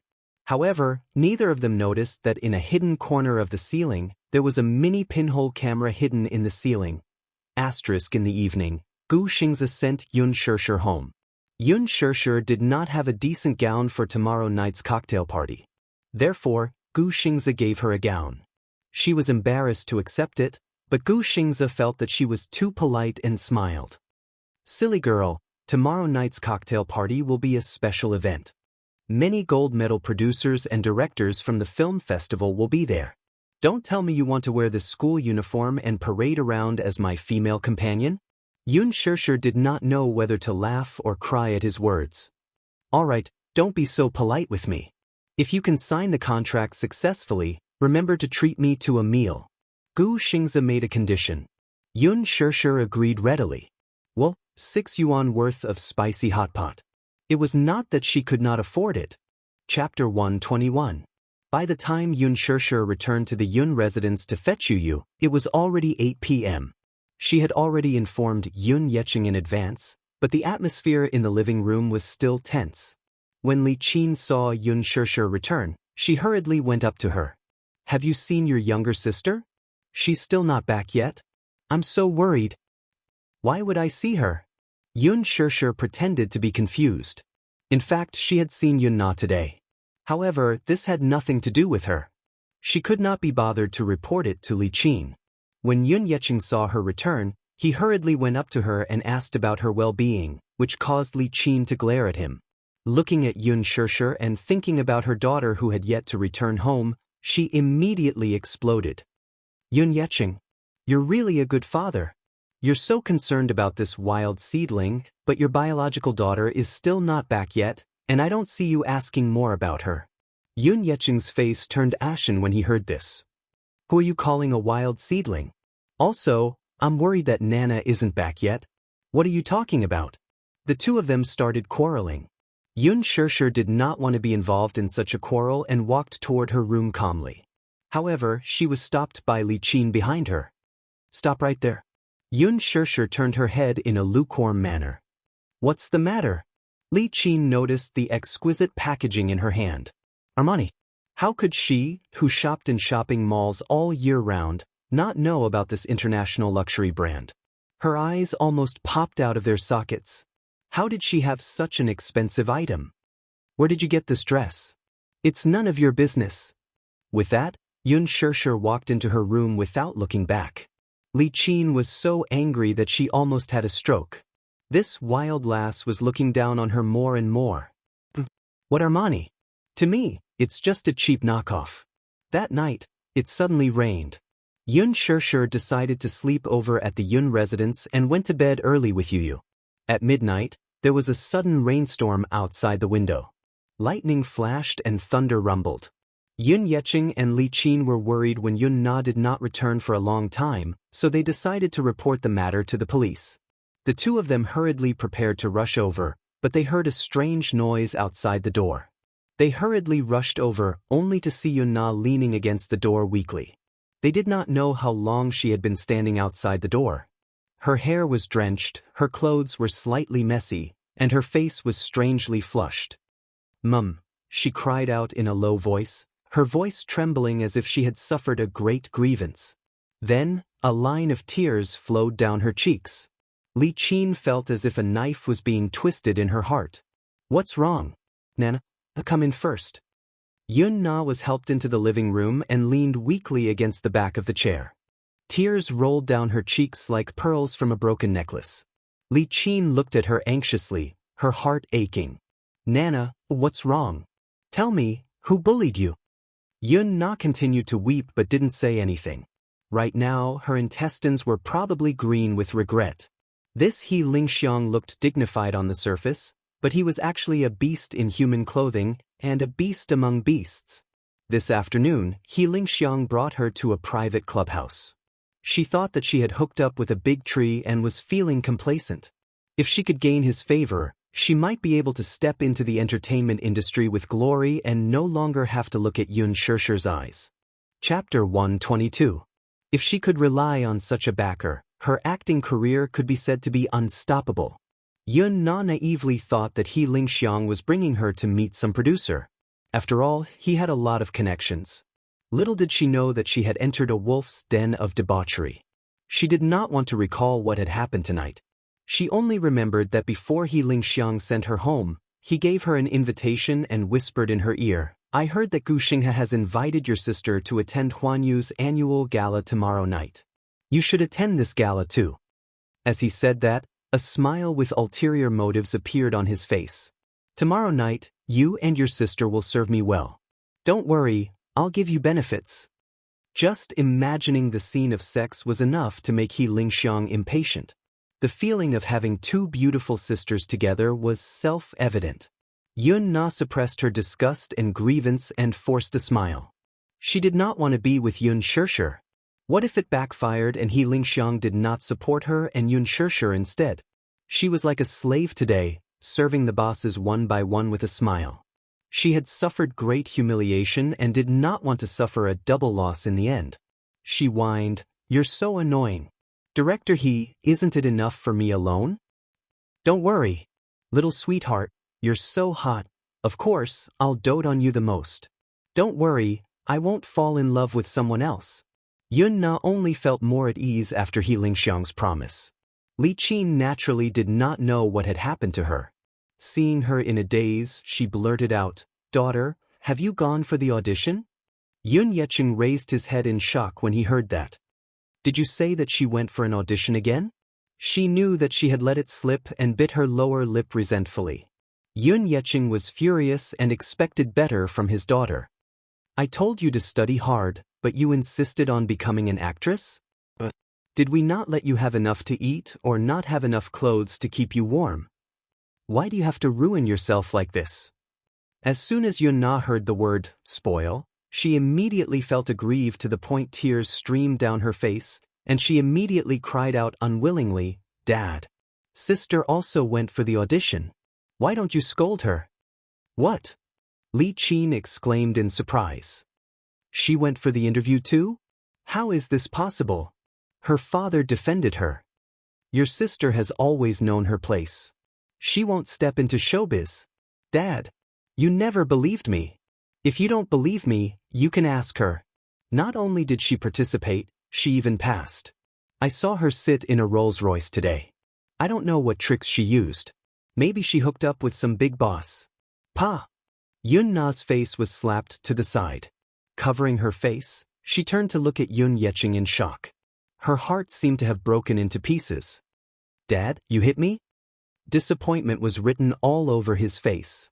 "Nana, how can you say that about Shirshir? She's your sister. How does your sister usually treat you? Since you were young, I've always let you have all the good food and fun things, but what about you now? Saying bad things about her behind her back. What big boss? Shirshir isn't that kind of girl." "Why? Why didn't you scold her when she went for the audition, but when I went for the audition, you scolded me? Am I your biological daughter?" Yun Na screamed at her father, breaking down. Chapter 123. One day, the sun shone brightly in the morning. Yu woke up early and kicked Yun Shirshir out of bed. "Mommy, wake up." Yu shook her awake. "Today is a special day. Get up and exercise to prepare for the cocktail party tonight." Yun Shirshir was shocked. "Baby, how did you know that I'm going to the cocktail party tonight?" Yu looked at her coldly. "I also know that you're Gu Xing's female companion." Yun Shirshir was dumbfounded. "How did you know?" Yu held his forehead helplessly. How could he let his stupid mommy know that he was the one who arranged all of this? No matter what, work hard and earn money to support the family. Yu's future wife will depend on you, mommy. He knew how boring work in the entertainment industry was. On the surface, the stars were shining brightly, but very few people knew how hard it was behind the scenes. Therefore, he had to urge his precious mommy to exercise and improve her physical strength. Sob, "No, you don't get married. Just take care of mommy for the rest of my life." Yun Shirshir hugged Yu tightly. The mother and son changed into casual clothes and ran a few kilometers in the morning. Huanyu Corporation's annual cocktail party was at 7 o'clock in the evening. After yesterday's embarrassment, Yun Na felt uncomfortable all over. When she woke up, there was no one in the house. She felt hungry and wanted to find something to eat in the fridge. However, when she passed by Yun Shishir's room, she stopped in her tracks and glanced at it silently. She was a little tempted. She was curious and suddenly wanted to know what was in Yun Shishir's exquisite bag. She heard from her mother that Yun Shishir didn't come home yesterday with an exquisite luxury bag. She couldn't help but recall what He Lingxiang told her yesterday. Gu Xingzi invited her to Huan Yu's cocktail party to be his female companion. Yun Na was extremely jealous when she heard that. Gu Xingzi was a godlike figure in her heart. How could a bastard like Yun Shishir be worthy of being Gu Xingzi's female companion? The more she thought about it, the more jealous she became. She did not know what kind of vixen this Yun Shishir was. What right did she have to gain the favor of so many producers and directors? She had worked so hard and sacrificed so much just to get the chance to attend tonight's gala, yet she had done nothing and was just trying to curry favor with the rich and powerful. At most, she was just a plaything for the rich and powerful for a while. Once they got tired of her, they would throw her away. Get rich? What wishful thinking! Yun Na walked to the door and tried to open it. The door wasn't locked. This idiot was still so unguarded. She thought proudly and walked in confidently. Yun Shishir's room was very clean. The bed sheets were neat, the quilt was folded neatly, and the desk was neatly tidied. With a light sniff, the room was still filled with an elegant fragrance. Chapter 124. Yun Na sat in front of the desk and rummaged through the drawers. They were all textbooks, notes, pens, erasers, and a framed photo of her with her father. She flipped through them again. They were all extracurricular exercise books and exercise books. Just looking at them gave her a headache. She muttered softly, "Bookworm." After rummaging through them for a long time, she did not see anything good. Turning around, Yun Na wandered to her shabby wardrobe again. She opened the wardrobe and saw old clothes that had been washed white. Until she saw the exquisite handbag. Armani, it was actually Armani. She flipped it out and saw that it was an exquisite and luxurious gown. Oh my God, this was Armani's latest product released this spring. Yun Na often shopped in shopping malls, so she knew some of the expensive brands. She liked to dress up, but those clothes were too expensive. Her mother did not allow her to buy them because she felt that it was too extravagant. However, looking at Yun Shishir's gown, who gave it to her? Yun Na had seen this gown at a fashion show on TV before. She liked it very much. However, the price tag of 100,000 yuan shocked her. She did not expect Yun Shishir to have this gown.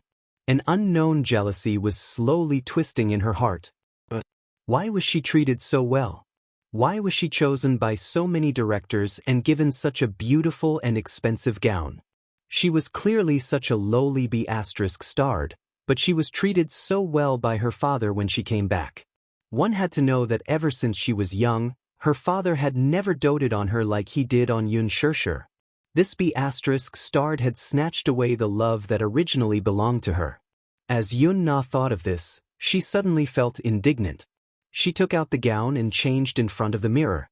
Looking at the beautiful gown in the mirror, Yun Na curled her lips in satisfaction. She twirled a few times happily, and her heart was overjoyed. Yun Shishir did not deserve such a good gown at all. Only she deserved to have it. Yun Shishir was a lowly Cinderella, and she was the princess. She was worried that she did not have a decent gown for tonight's cocktail party. Yun Na folded the clothes neatly. Out of the corner of her eye, she caught sight of an exquisite little box. A brocade box that seemed to be jewelry was quietly placed in the corner of the wardrobe. Out of curiosity, she reached out to take the box and carefully opened it. A magnificent and faint blue light flashed before her eyes. She often paid attention to jewelry magazines. This was the Vicomte from Van Cleef & Arpels' Secret Garden series. It was one of a kind in the world. Yun Na sucked in a breath of cold air in shock. In the depths of her pupils, the word Vicomte lay quietly in the brocade box, emitting a bright and dazzling brilliance. So beautiful! So beautiful!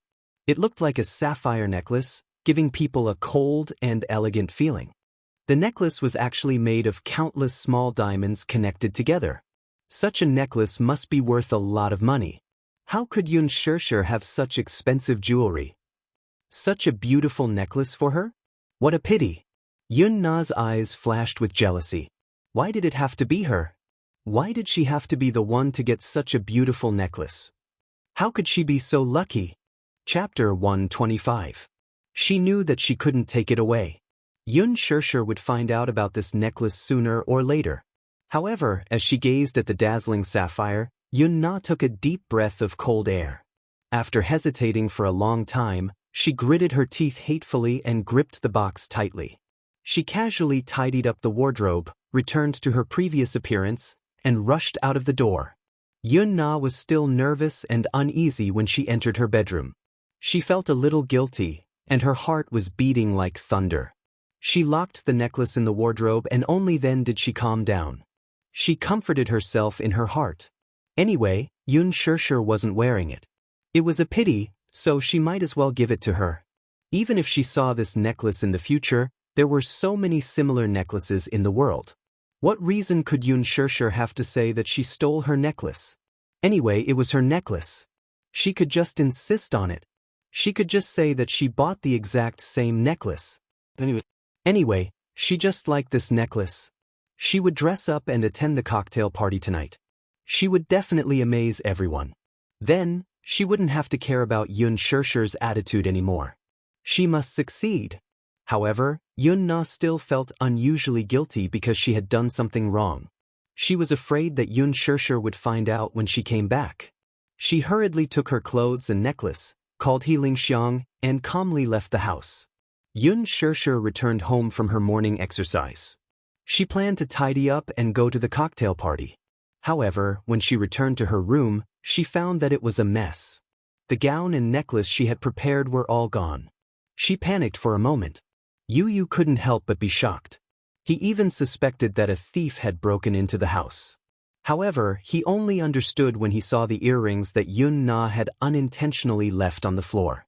His eyes couldn't help but turn cold. There was no lock in the room. He originally thought that Yun Na would learn from her mistake and wouldn't dare to go against his mother. Who knew that he would still be so bold?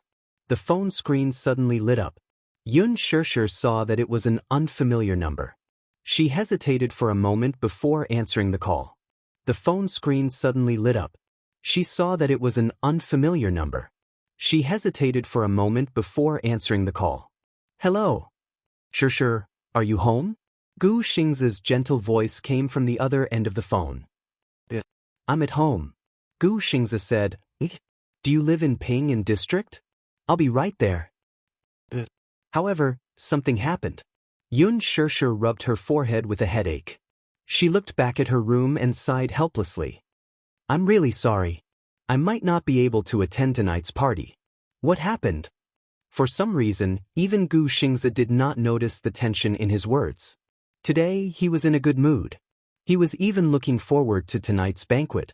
Now that he heard that Yun Xiaoxia was not going to the banquet, he felt an inexplicable sense of loss. What happened? Yun Xiaoxia replied, My gown. I don't know where it went, and the necklace you borrowed, lost? I'm not sure. When I got home, my room was in a mess. I was careless and forgot to lock the door. Gu Xingzi heaved a sigh of relief when he heard that. Oh, I thought it was something serious. His manager, Qin Zhou, who was eavesdropping on the conversation, couldn't help but cry out in frustration. Chapter 126. Oh, my little ancestor. That secret garden necklace is the treasure of Empress. Great-grandmother, how could you lose it? This necklace had a long history. He had mustered up his courage to borrow it from the director behind the CEO's back. If the boss were to find out, he would be in deep trouble. Forget it. Let her come over first. It's still early. It's not too late to pick out another gown from Empress. Qin Zhou made a decision at the side. Gu Xingzi's car was parked at the entrance of Pingyan district. The extended, luxurious Bentley attracted the attention of the neighbors in the neighborhood. In a slum like this, these commoners had never seen such a luxurious car before. For a moment, they crowded around the car and pointed at it with envy in their eyes. Yun Xiaoxia hurriedly got into the car and drove off. The neighbors couldn't help but start whispering to each other as they looked at the back of the car. Isn't that the child from the Yun family? She's called Yun Xianxia. I heard that she's Yun Yeqing's illegitimate daughter. Illegitimate daughter? Why did I hear that she's the child of Yun Yeqing and his ex-wife? Who knows if she's Yun Yeqing's biological daughter? How does she resemble Yun Yeqing? Sigh, that old Yun has been cuckolded for who knows how many years. He's even raising a bastard child for someone else. The Bentley sped all the way to the busiest shopping mall in the capital. Empress was a luxury fashion brand favored by the capital's wealthy socialites and movie queens. The interior of the store was luxuriously decorated. From the top-notch handmade gowns from Milan Fashion Week to a series of luxury brands from Italy, Empress was the capital's most eye-catching fashion icon. Therefore, not just anyone could step into this place. Even a third-rate celebrity could not cross such a high threshold. Therefore, when Qin Zhou solemnly handed Yun Xianxia over to the image director, Alan, this woman who had always served the celebrities and socialites, had a dazed look on her face. Manager Qin, what's going on? Alan, this is Xingzi's female companion. Qin Zhou smiled, the meaning in his eyes self-evident. With Qin Zhou's explanation, Alan naturally understood. However, she was very puzzled. With Gu Xingzi's status, why would he let such an unknown girl be his female companion? As the chief image director, she often went in and out of the upper class. At this level, she knew the background of all the noble ladies in the capital. However, she was a little confused as to the name of this little girl. No matter what, since she was Gu Xingzi's female companion, she naturally had to put in some effort. Okay, leave it to me. As Alan spoke, he turned to look at Yun Xianxia gently and said with a smile, Miss Yun, please follow me. Qin Zhou suddenly saw a closed VIP room and looked around curiously. Alan, do you have any guests? As soon as he finished speaking, he saw the door of the VIP room open from the inside. A man in a neat suit walked out of the room. Gu Xingzi heard the commotion and subconsciously turned his head to take a look, but his body suddenly froze at that moment. In the next moment, Gu Xingzi's handsome face froze. Chapter 127. Mr. Xiao? Why are you here? Qin Zhou looked a little surprised. Xiao Dong turned his head and nodded at Qin Zhou with a fake smile. Then, a beautiful and luxurious figure walked out of the room. At that moment, the huge dressing room seemed to have become luxurious and magnificent. Han Yuyan was wearing a gorgeous long gown. Her makeup was exquisite and delicate. Her eyes were bright and beautiful. It was as if they could steal people's souls. Yun Xianxia swept her gaze over as well, and her breath caught in her throat. So beautiful, she didn't pay much attention to the entertainment industry, so she didn't recognize the beautiful woman in front of her. She was one of the 4 most popular actresses, Han Yuyan. Han Yuyan was currently the most popular actress in the Star Altar. She was a valuable A-list actress. When she was 16, she debuted with the youth movie, Bamboo Dragonfly. She was called a pure and innocent girl right after her debut.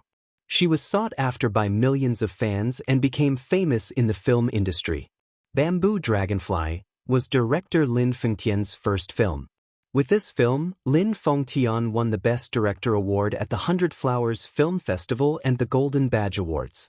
At that time, the male lead, Gu Xingzi, was called the National School Hunk because of this film.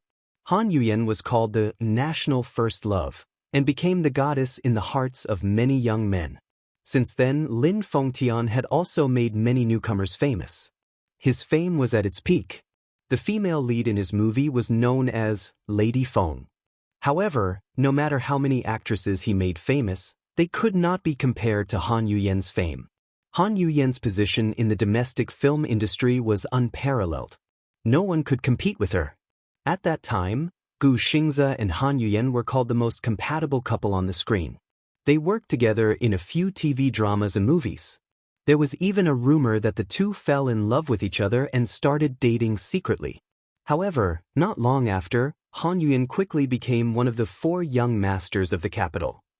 She fell in love with the young master of the Xiao Financial Group. There were rumors in the circle that Han Yuyan came from a poor family and was extremely vain. She was not as pure as she appeared to be. Rumor had it that when Gu Xingze was going through the pain of losing his mother, Han Yuyan had been by his side the whole time. She had even turned down many movie offers and stayed by Gu Xingze's side. Rumor had it that Han Yuyan had indeed dated Gu Xingze for a period of time. However, she had only taken a fancy to Gu Xingze's resources and background. Their relationship had ended without any results. There were also rumors that Han Yuyan was deeply in love with Gu Xingze, while Gu Xingze only treated Han Yuyan as his younger sister. It was only after Han Yuyan had climbed up the ladder that the two of them parted ways. Alan quickly walked over to Han Yuyan and praised her with a smile. "Miss Han, you look beautiful in that outfit. You will definitely be the center of attention at tonight's banquet." Han Yuyan was elated when she heard that. However, she pretended to be reserved. She smiled sweetly at Xiao Dong in the mirror and asked, "Xiao Dong, what do you think of my outfit?" She had just finished her sentence when she didn't hear a reply for a long time. Han Yuyan was slightly annoyed. She immediately looked at Xiao Dong with a reproachful expression. However, she saw that he was staring at Yun Shishir's back as she walked into the fitting room. When their eyes met just now, he inexplicably felt that this girl was surprisingly familiar. Chapter 128. "Xiao Dong, what are you looking at?" Han Yuyan called out to him unhappily. "Nothing." Xiao Dong quickly turned around and looked at her. She was dressed splendidly, but there was no real surprise in his eyes. "Yuyan, you look beautiful in this dress." Han Yuyan did not notice the strangeness in his words. She was immersed in his praise and swayed her body proudly in front of the dressing mirror. Qin Zhou looked coldly at the pair of despicable people and snorted at Gu Xingze. His late wife's body is still warm, and he has already changed a few new lovers. It's not that I want to say this, but the young masters of rich families are really pushovers. I'm afraid Meng Xiaolan won't be able to rest in peace. Xiao Dong was originally married, and Han Yuyan was the third party. Their extramarital relationship had been very low-key. Not long ago, Xiao Dong's wife passed away in a car accident, and Han Yuyan finally succeeded. Don't poke your nose into other people's business. Gu Xingze was looking at a gown when his eyes suddenly fixed on a gorgeous red gown. This gown was designed by the internationally renowned designer, Helen Swift. It was elegant red, with a light shoulder gauze and soft silk. It was exquisite, and the curves were perfect. The fluffy hem of the gown extended from the waist down. Beautiful, so beautiful. Gu Xingze had always had high standards for beauty, and his taste in fashion was not bad. "This one," Gu Xingze ordered briefly. Alan immediately walked over and took a look, but shook his head tactfully. "Xingze, this gown is the treasure of our store." Was he sure he wanted to give this gown to that unknown girl? Wouldn't that be a waste? Moreover, the designer of this gown had said that not all Asian women could do it. She saw that the girl's body was a little thin, and she might not be suitable. Moreover, even if she was suitable, if other socialites saw it, they would definitely make a fuss. After all, this gown had never been worn by anyone before. Many socialites and actresses had wanted it, but none had succeeded.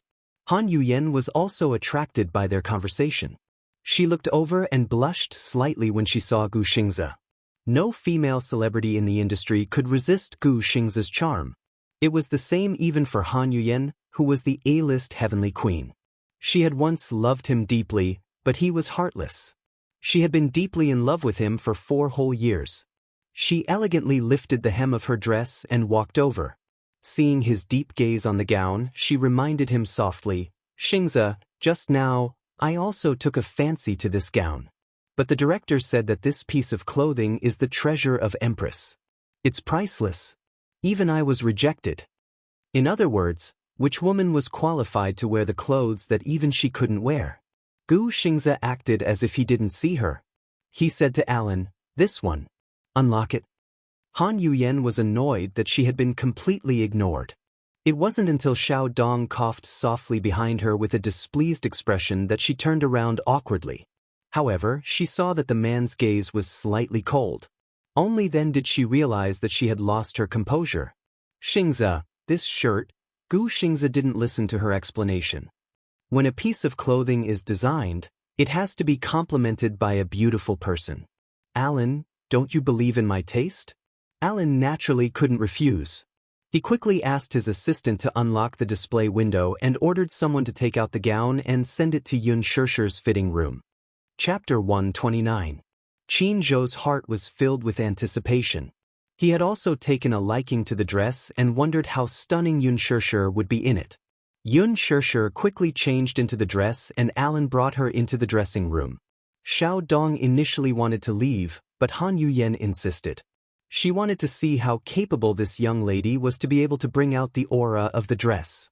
Makeup, styling, accessories, high heels. It was not easy for a woman to dress up.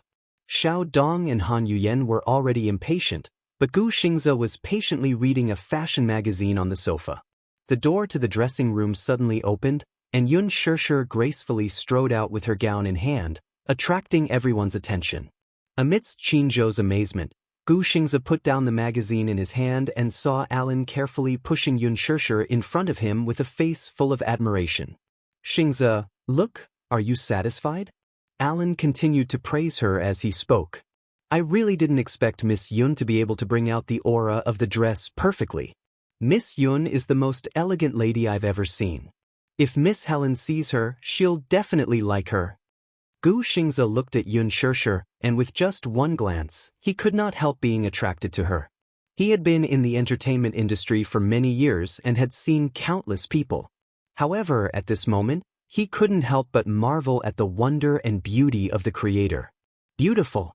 Extremely beautiful. Yun Shishir stood with her hands on her waist, looking noble and elegant. The red dress accentuated her exquisite and graceful figure. The soft satin clung tightly to her body, making her look sexy but not revealing. At the same time, it understated the nobility and restraint of the aristocracy. This was a dress that combined the mysterious sexiness of the East with the noble and elegant elements of Europe. It was tailor-made by a top designer and a top designer. This dress was worth a lot. Alan's evaluation was that Yun Shishir perfectly brought out the value of this dress. Even Gu Xingzi couldn't help but be mesmerized. He couldn't look away for a long time. As a result, Yun Shishir couldn't help but blush as he sized her up. Alan snickered in his heart. Although Second Master Gu usually looked cold and aloof, he was still a man after all. Furthermore, Yun Shishir was as beautiful as a queen. Any man would find it hard to resist her. Very beautiful. Gu Xingzi admired her for a long time and commented from the bottom of his heart. It was a simple word, but it couldn't hide his amazement. Yun Shishir smiled faintly. She didn't seem to be overly proud of herself because of his comment. She looked at Qin Zhou respectfully and politely. Qin Zhou nodded even more diligently. Shishir. Thank you. Yun Shishir smiled and elegantly turned around to look at herself in the mirror. She completely ignored the burning gaze from the side. Xiao Dong didn't expect that there would be a woman who was so beautiful. At this moment, all his attention was on her. The dress was beautiful, but what was even more beautiful was Yun Shishir's noble and restrained aura. Any man would be mesmerized by her. And he was no exception. Han Yuyan's eyes reddened. A woman's jealousy was very strong. She was like a proud peacock. She was originally proudly spreading her tail, but when she saw her territory being conquered, she couldn't accept it. Chapter 130. She was originally the center of attention, but now, no one in the hall was looking at her.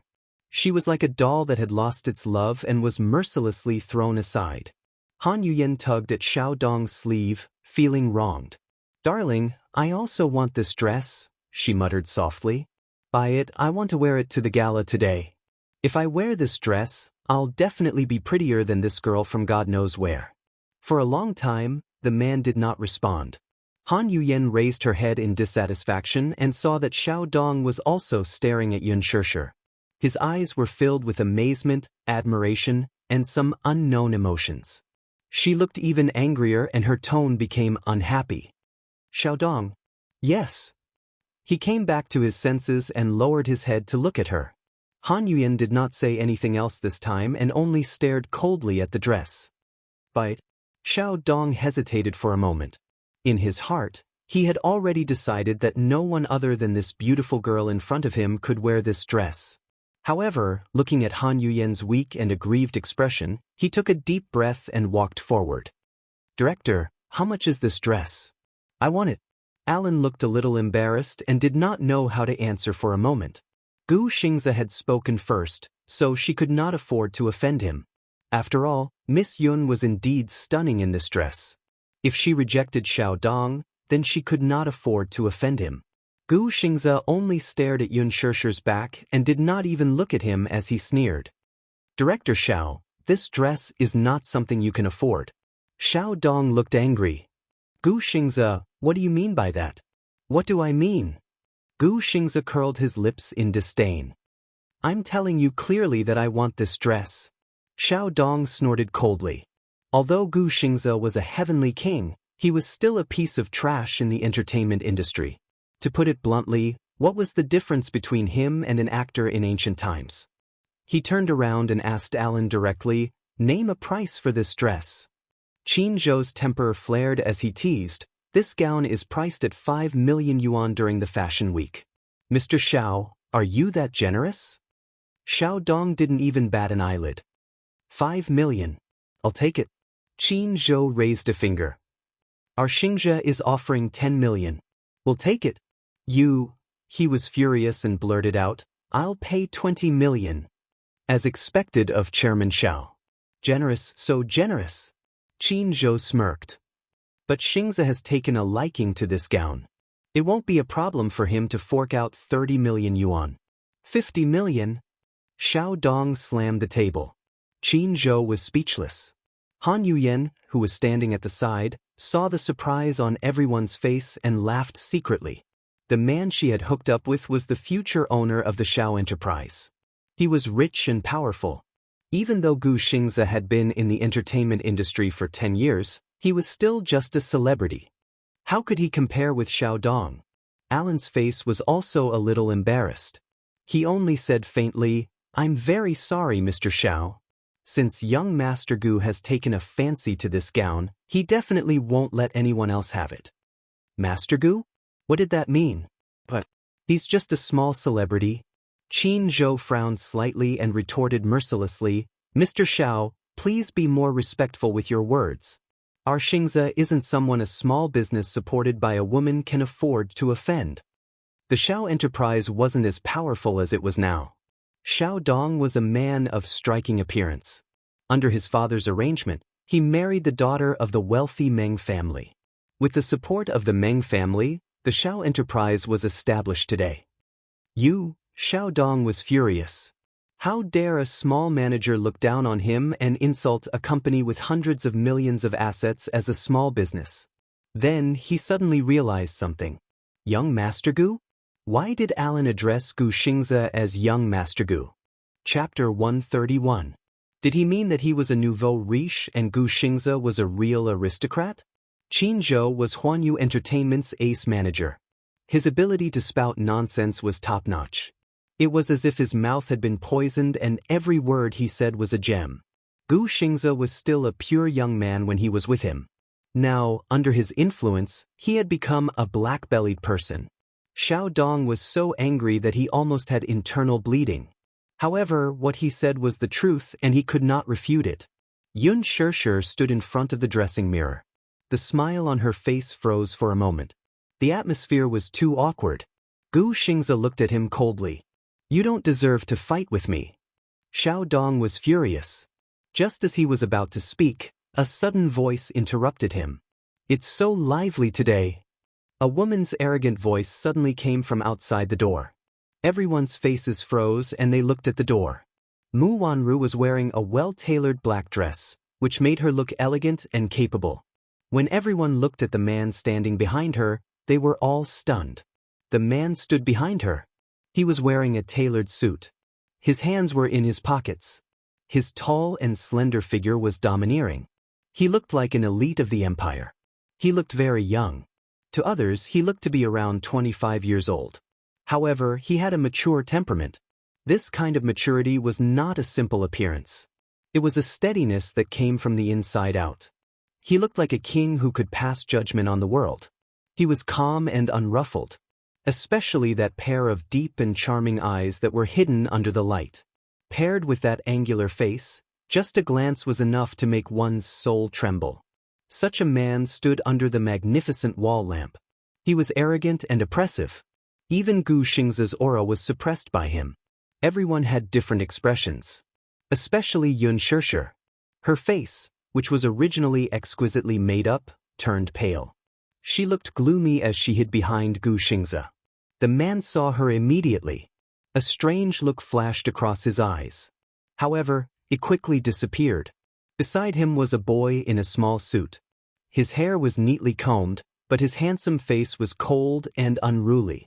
It was him, Xiao Yichen. Yun Shirshir's gaze fell on the child without blinking, and her lips began to tremble. She bit down hard on her lips and suddenly met Xiao Yichen's gaze. In a moment of confusion, she turned her face away from him. Xiao Yichen felt increasingly strange.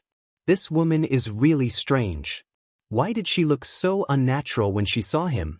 She seemed to be avoiding him? Everyone had different expressions when they saw little Munchkin. Mu Yichen was the little crown prince of the Mu group. However, Mu Yazhe was very protective of him. Even the experienced paparazzi could not catch Mu Yichen's trace. No one had ever seen Xiao Yichen's face in person. However, there were still rumors in the circle that Xiao Yichen was not the biological son of Mu Wanru and Mu Yazhe. Mu Wanru had been diagnosed with congenital infertility. She had sought treatment everywhere and even tried IVF, but to no avail. The doctor said that she had lost the chance to be a mother in this lifetime. If she blindly tried IVF, her body would collapse due to the pain. Mu Wanru was heartbroken and had no choice but to accept reality. Xiao Yichen's biological mother was someone else. Even though this matter was kept under wraps, there were still insiders who leaked the news. Mu Wanru was furious because of this. Chapter 132. When Qin Zhou and the rest saw little Munchkin, they were surprised. For the past 6 years, young Master Mu had kept him well protected and never allowed him to be exposed to the media. Why was he wearing a British-style Armani suit? Was he planning to let the young heir show his face at the cocktail party? What surprised Qin Zhou even more was that, at first glance, he found the boy's facial features to be very familiar, as if he had seen them somewhere before. Qin Zhou snapped out of his daze and turned to look at Yun Shirshir in surprise. However, she lowered her head and bit her lip. She looked very helpless. Her brows were tightly knitted and she hid herself behind Gu Xingzi. Her left hand hugged her right arm in a defensive posture. If one were to look at her and Xiao Yichen separately, it would be difficult to make the connection. However, now that the two of them were facing each other, it was easy to make a comparison. If Mu Wanru wasn't Xiao Yichen's biological mother, Qin Zhou might have doubted it. However, now that Xiao Yichen was standing in front of him, it was a stark contrast. Although blood ties were mysterious, they couldn't fool anyone. Heredity was an even more mysterious thing. When Xiao Yichen and Mu Wanru stood together, they didn't look like mother and son. However, when he stood together with Yun Shirshir, they looked like biological children. Qin Zhou's eyes darted back and forth between Yun Shirshir and little Yichen. His gaze was somewhat secretive. Gu Xingzi sensed Qin Zhou's scrutinizing gaze on Yun Shirshir and Xiao Yichen. He shot him a warning look. Qin Zhou obviously received his warning signal and pursed his lips. He didn't know, but Gu Xingzi couldn't calm down for a long time. Like everyone else, he had never seen the young master of the Mu family. This was the first time they were meeting. Unlike everyone else, he had seen the child beside Yun Shirshir. He looked very similar to the young master of the Mu family. It was as if they were cast from the same mold. No one would believe that they weren't biological brothers. He was more shocked and confused than anyone else. The situation suddenly froze. The atmosphere was so quiet that it was as if it had been frozen. Alan was the first to react. He greeted the man respectfully, "Chairman Mu." "Chairman Mu." Xiao Dong also came back to his senses. He restrained his anger and greeted Mu Yazhe respectfully, "Chairman Mu, how have you been?" Unlike his earlier arrogance toward Gu Xingzi, Xiao Dong's attitude took a 360-degree turn this time. His bearing was dignified and his face was respectful. Although Gu Xingze was famous, he was a celebrity. Mu Yaja was. The Mu's consortium was a big business. Even a small subsidiary company was far more powerful than the Shao's. He could ignore Gu Xingze. Mu Yaja, however, could not. Han Yuyen had never seen Mu Yaja before. The air of the Mu group had always been mysterious and unpredictable. News about the Mu family had always been groundless. However, she also knew how to act according to the situation. Seeing that even the arrogant Xiao Dong was respectful to this man, she immediately put on an elegant demeanor. She put on a perfect smile and looked at Mu Yaja charmingly. Xiao Dong saw that Mu Yaja did not respond. He took a step forward and extended his right hand. Chairman Mu, do you still remember me? Chairman Mu. Could it be the rumored most mysterious wealthy family in the capital, the Mu family? Han Yuyen listened on the side and cursed in her heart. Who else could make the arrogant Xiao Dong put on a humble front to please a noble and respectfully address him as young Master Mu, except for the Mu family in the capital? Mu Yaja nodded and looked at him. Compared to Xiao Dong's flattering face, he still had a cold expression on his face. You are. Xiao Dong's face froze. A nervous smile appeared on his face. Chairman Mu, have you forgotten? We met during the acquisition of Meng's enterprise. I've forgotten. Mu Yaja clearly did not have the patience to listen to his explanation as he brushed past him. Xiao Dong did not have time to withdraw his hand and Han Yuyen was still smiling elegantly. The scene was extremely awkward. Qin Zhou could not help but snort. He muttered, "You think too highly of yourself. You're just a nouveau riche. How dare you try to climb up the social ladder of a wealthy family?" His voice was very low, as if he was talking to himself, but he deliberately said it for Xiao Dong to hear. Xiao Dong's face turned green, and Han Yuyen's face was not any better. She was so embarrassed that her face turned red. Xiao Dong had put on an extremely respectful attitude, but he had been completely ignored. Xiao Dong was also very angry. What an arrogant man. Mu Yaja walked to Gu Xingze. There was a flaw in his cold expression. Two men. One was mature and arrogant. The other was gentle. One was extremely handsome. The other was elegant and handsome. However, Mu Yaja was taller than Gu Xingze. Therefore, it was inevitable that he looked down on him. In comparison, Gu Xingze's aura was slightly weaker. Mu Yaja's lips curled into a contemptuous and arrogant smile. The nonchalant smile on his face did not reach his eyes. So beautiful! He turned to look at Yun Shirshir, who was behind Gu Xingze. She was dressed to the nines. His eyes were filled with surprise. He had seen this woman before. Her beauty was like a lotus flower in clear water. Her temperament was elegant and otherworldly. However, now, she looked noble and elegant in the gorgeous gown. The red and coquettish gown accentuated her graceful figure. The long gown was like a blooming rose. It was sexy and charming. At this moment, she looked like a beautiful aristocrat. Mu Yaja's lips curled into a smile as he added, "This gown." Whether a gown was beautiful or not depended on the person wearing it. However, Yun Shirshir was a little afraid of this powerful man. She could not help but take a few steps back toward Gu Xingze. Her small, jade-like hand could not help but grip the corner of Gu Xingze's shirt. Mu Yaja noticed this small movement. This proud and arrogant man was slightly displeased at this moment. Xiao Yichen stood aside and blinked. He felt that this woman was a little strange. She looked so timid, just like a little deer. However, Xiao Yichen felt that this woman was really beautiful from the bottom of his heart. She was dressed in a luxurious red gown. It was especially elegant and noble. She was beautiful, but at the same time, she gave him a strange feeling. He felt like he had seen this woman somewhere before. Faintly, some fragmented dreams appeared in his mind. He could not remember them at the moment, but he felt that this woman was so familiar. So familiar, it was as if there was some kind of deep bond between the two of them. This feeling was indescribable, but it felt very close. When he saw her for the first time, she did not feel unfamiliar. She even gave him an inexplicable warmth.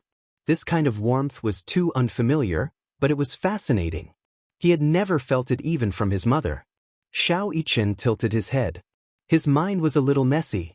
His dearest mommy was standing right next to him, but he felt so distant. An unfamiliar woman was standing in front of him, but he could feel her gentleness. Xiao Yichen pursed his lips and shook his head. Don't let your imagination run wild. Mu Wanru looked at Yun Shirshir and saw the gown that was so beautiful that it was difficult to look at it directly. She felt even more dazzled. Yun Shirshir, who was standing in front of Mu Yaja, looked like a fairy queen. She was luxurious and elegant, but she was just a commoner. How could she have the right to step in here? Empress was the fashion symbol of the aristocratic circle. How could a commoner be so ignorant as to invade her territory? Furthermore, she was in such a glamorous position. Wasn't this a provocation to her? Alan! Mu Wanru shouted in a low voice. Alan immediately smiled respectfully and said, Yes, Miss Mu. Since when did Empress welcome a lowly commoner like her? Mu Wanru pointed at Yun Shirshir arrogantly. Her voice was cold as if she was driving away a lowly beggar. Alan's face immediately looked a little awkward, but he cursed in his heart.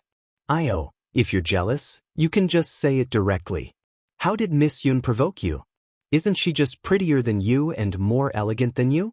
Miss Mu, you really don't choose your words carefully when you're jealous. Miss Mu, you've misunderstood. Miss Yun was invited by Xianxia. Oh! Mu Wanru laughed arrogantly. Xianxia, since when did you have such low standards to invite such a poor commoner to a place like this? Qin Zhou's face immediately turned cold. Miss Mu, please tone it down.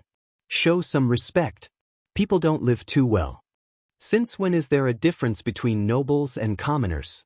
There's no sign at the entrance of Empress that says commoners are not allowed in. As he said that, he pretended to cry. Miss Mu, the commoner you're talking about, are you referring to me? Mu Wanru's face turned pale. She endured it and said, I'm not talking about you.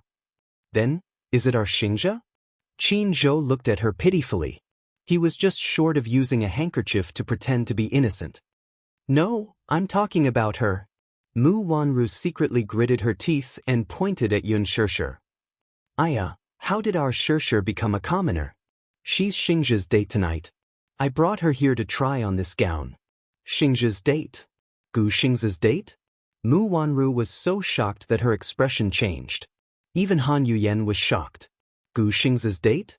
What did that mean? It meant absolute exposure and headlines. Just based on Gu Xing's popularity, he could dominate the headlines of many entertainment pages. Why? What did this woman have? Back then, when Huanyu promoted Han Yuyen, the company's higher-ups repeatedly pressured Gu Xingzi to walk the red carpet with Han Yuyen, but he ignored them all. What did this woman have? Han Yuyen's eyes turned red with jealousy. Mu Yaja's gaze turned cold. Gu Xing's date? Would she be attending Huanyu's annual cocktail party tonight? This woman was dressed up for another man. Chapter 133. Mu Yaja lifted his arrogant chin slightly and looked at Yun Shirshir with a deep and cold gaze. An inexplicable sense of displeasure grew in his heart. He lifted his chin, especially when he saw Yun Shirshir hiding behind Gu Xingzi like a frightened cat. His thin lips curved into a cold smile. She was so wary of him, yet she was so close to another man. The great President Mu naturally felt uncomfortable. Hence, he looked at her deeply and turned his face away. He turned around and sat down on the sofa leisurely. The atmosphere was extremely strange. Xiao Yichen stood at the side, his handsome little face faintly showing a trace of displeasure. He didn't know why, but when he found out that Yun Shirshir was Gu Xing's female companion, he obviously felt unhappy. He actually felt that this woman and daddy looked very compatible when they stood together. Xiao Yichen was stunned by his own thoughts. Why would he have such a thought? It was too inexplicable. But this woman was very strange. He felt an inexplicable sense of closeness to her. But the little munchkin was a little confused. They were indeed father and son. Even their awkwardness was similar. Mu Wanru looked around arrogantly. When her gaze landed on Yun Shirshir, she suddenly felt a stab in her eyes. That luxurious gown was so glaring in her eyes. She then shifted her gaze and elegantly approached Xianxia. With a condescending look, she squeezed out a mocking smile from the corner of her lips. "Huh, Xianxia, when did your standards become so low? You actually found such a poor and lowly person to be your female companion?" Mu Wanru glanced at Xianxia with a faint smile. Her eyes were full of contempt, as if she was a high and mighty queen and Xianxia was like a lowly female slave. The two of them had similar figures, but Mu Wanru was wearing a pair of 8-centimeter-high stilettos, which made her taller than Xianxia. She raised her chin arrogantly. Xianxia looked at her calmly. She wasn't shocked or angry, but her face was calm without a ripple of emotion. "This is the work of Master Helen, who won the Fashion Week's Gold Award." Mu Wanru raised her chin high. "Who allowed you to wear it?" Upon hearing this, Alan shrank his shoulders and immediately said respectfully, "Young Madam Mu, I was the one who put it on her." "You?" Mu Wanru looked angry. "Do you know how expensive this dress is? Who allowed you to put it on her?" "It was me," Gu Xingzi said calmly. "I think this dress is very beautiful. It will definitely suit Xianxia very well." "Xianxia? Why did he call her so intimately?" Mu Yaja's eyes became colder. The unhappiness in his heart was getting worse and worse. Seeing Gu Xingzi speak, Mu Wanru softened her tone. "Xingzi, this dress is Master Helen's work. It's very expensive. How could you bear to? She's worth it. Besides, Xianxia does look beautiful in it." Gu Xingzi lowered his head to look at her and reached out to tidy Xianxia's slightly messy hair. This seemingly intimate action couldn't help but hurt some people's eyes. Especially Mu Yaja. The unhappiness in his eyes became more and more bottomless. Damn it, he minded. He actually minded other people touching her. He was such an eyesore. This feeling was so damn unpleasant. Mu Wanru didn't notice Mu Yaja's unfathomable expression at all. She said, "Xingzi, tonight is Huanyu Entertainment's annual cocktail party. There will be many distinguished guests and entertainment media present. Aren't you afraid of being mocked for bringing such an unknown female companion?" When Qin Zhou heard her say such harsh words, his brows furrowed deeply and he was filled with displeasure. Alan also said softly, "I think Miss Yun looks very good in it." Mu Wanru frowned slightly, pursed her red lips, and shot a sharp look at Alan. He was so frightened that he shut his mouth on the spot and didn't dare to say another word. When Han Yuyan heard this, her heart was filled with anger. She had long disliked this girl who had neither fame nor family background. She detested her to the core. Mu Wanru's sarcasm seemed to have helped her vent her anger and supported her. She was happy and mocked her. What young Madame Mu said makes sense. A poor person will always be a poor person. No matter what she wears, she still looks poor. A sparrow will always be a sparrow. She still wants to fly up and become a phoenix? She's dreaming. Mu Wanru tidied her clothes and elegantly crossed her arms. Han Yuyan's young Madame Mu was very pleasing to her ears. Han Yuyan's mouth was as sweet as honey. As long as there was a chance for her to climb up the social ladder, she would never let it go. As she spoke, she held Xiaodong's arm and sneered, her eyes full of disdain. "I say, don't embarrass yourself here. Go back to your slum." Qin Zhou raised his eyebrows and sneered. "You said that our Xianxia is poor.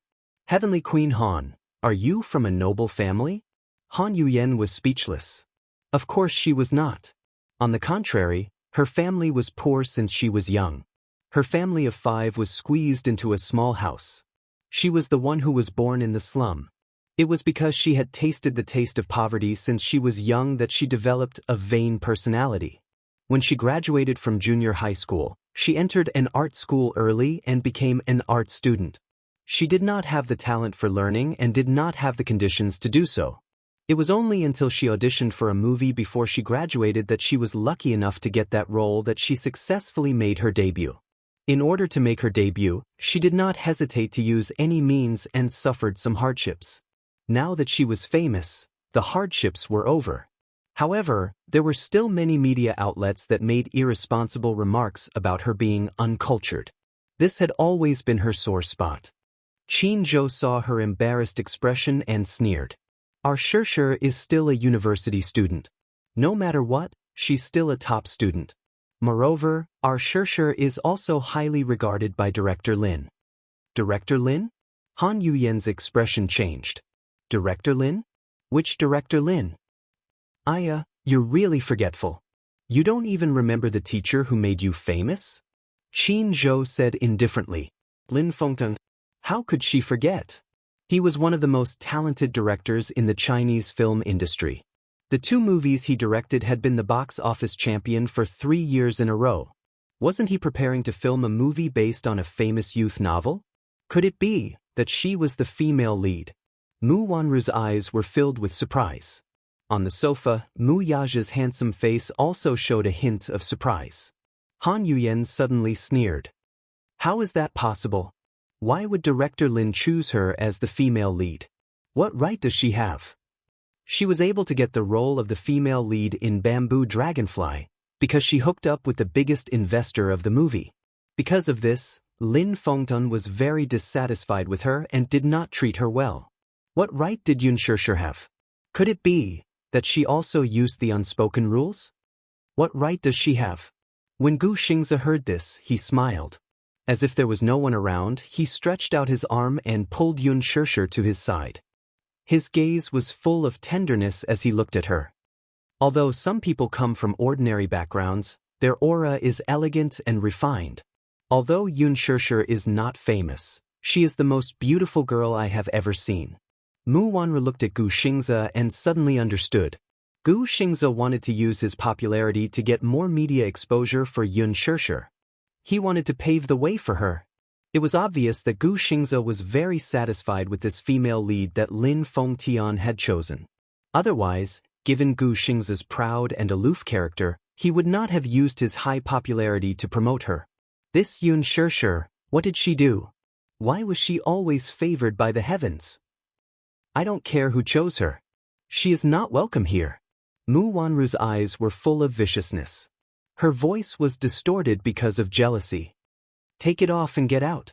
When Yun Xianxia heard this, her face showed a trace of embarrassment. How could this woman humiliate her like this? It was too much. She smiled and asked, why should I? Would she take it off just because she asked her to? She, Yun Xianxia, was not someone who would be bullied. Mu Wanru laughed arrogantly, as if she had heard the funniest joke in the world. You are asking me why? When Alan heard this, he couldn't help but remind her, Miss Yun, I am very sorry. Empress is a business that the Mu Corporation has invested in. Yun Xianxia's eyes widened in shock. No wonder Mu Wanru was so arrogant. She was the female owner of Empress. Gu Xingze smiled and said, I will buy this gown. Mu Wanru sneered. Not for sale. 100 million, Gu Xingze said without batting an eyelid. As soon as he finished speaking, even Qin Zhou, who was standing beside him, was shocked. Oh my God. Was he crazy? 100 million, what kind of concept was that? Even if he liked Xianxia very much, it was only 100 million for a gown. Was it worth it? Yun Xianxia was deeply touched. She knew in her heart that this gown was not worth 100 million. Gu Xingze was only protecting her. If she really took off the gown and was chased out, that would be the greatest humiliation to her. And Gu Xingze was only using 100 million to protect her dignity. Was it worth it? Why was he so gentle with her? So careful and protective? Xingze, are you crazy? Han Yuyen could not stand it anymore and said, this gown is not worth 100 million. I like it, he said calmly and concisely. He did not care about Han Yuyen's unwillingness at all. 100 million, I will buy it. Gu Xingze looked at Mu Wanru calmly and announced. Mu Wanru was furious and looked at him in disbelief. Mu Yaja's cold voice sounded from the side. Not for sale. Hearing this, everyone sucked in a breath of cold air. He was not selling it even for 100 million. But Qin Zhou was also angry. Chairman Mu, 100 million is a sky-high price. Mu Yaja leaned on the sofa lazily and elegantly. He was as calm as an emperor in ancient times. His domineering aura spread to every corner. Chapter 134. Mu Yaja leaned on the sofa lazily and elegantly. He was as calm as an emperor in ancient times. His domineering aura spread to every corner of the room. "Do you think I lack this 100 million? Everyone's expression froze. After a moment of shock, they understood that Mu Yaja, as the heir of the huge Dishing Financial Group, naturally had the right to decide the life and death of the group. Dishing Financial Group was not only important in the capital, but also in the entire Asian financial industry. Mu Yaja did not lack 100 million. Han Yuyen was even more shocked. She only knew that the Mu family was one of the wealthiest families in the capital, but she did not know that the Mu family was so powerful. Compared to them, Xiao Dong, who was standing beside her with a serious expression, could not even withstand a single blow. Han Yuyen bit her lip hard and started to hate herself for being so short-sighted. She could not help but feel jealous of Mu Wanru. Compared to the Mu family, the Xiao family was a joke. It was nothing. Mu Yaja's overbearing provocation stunned Gu Xingzi and Yun Shishir. Even Qin Zhou, who had always been sharp-tongued, sighed helplessly. He knew Mu Yaja too well. Obviously, he was going to challenge Gu Xingzi to the end. Gu Xingzi's face darkened. His eyes, which were usually as cold as water, had a trace of bone-chilling sharpness. He frowned and turned his face away.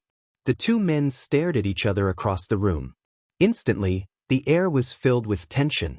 "President Mu, this gown is in the shop, but you're not selling it. What is the meaning of this?" Mu Yaja curled his lips elegantly and stood up slowly. As he moved, the air in the exhibition hall was filled with his aura. For a moment, the air became even more tense. "It's my right to decide whether to sell it or not. No one else has the right to interfere." Gu Xingzi's eyes were cold and his muscles were stiff. He was about to speak when Yun Shishir grabbed his sleeve. Startled, he lowered his head and saw her smiling brightly. She said plainly, "Xingzi, thank you for your kindness. However, I'd better take off this dress." "You don't have to be afraid. This dress suits you very well. I still like the white evening gown that you and Qin Zhou picked out." "I like it very much." Yun Shishir shook her head and interrupted him. Han Yuyen heard this and sneered. This empress was the Mu family's business, so the ownership of this dress was naturally decided by Chairman Mu. Chairman Mu loves young Mistress Mu dearly. Why would he give her up? These words were truly ear-piercing. For some reason, Yun Shishir felt especially heartbroken when she heard this. This Mu Wanru was his fiancée. Naturally, he would not hand over the most beautiful evening gown to someone else. But why did her heart feel stuffy? Yun Shishir suddenly laughed mockingly. What was there to question? If he did not love his fiancée, was he going to love her? She was no one to him. However, Yun Shishir did not care much about it in her heart. Although this gown was luxurious, if she wore it tonight, she would definitely steal the limelight and attract everyone's attention. However, she was just a newcomer. She had no background and no works. If she was too ostentatious, she would definitely attract unnecessary trouble. She was not a vain woman. She did not care about what others thought of her. Yun Shishir smiled and walked to the fitting room. She elegantly lifted the corner of her dress. Her steps were calm and her back was straight. There was no trace of embarrassment or disappointment. She was calm and composed. Instead, it made those who were waiting to see her embarrass herself at the side.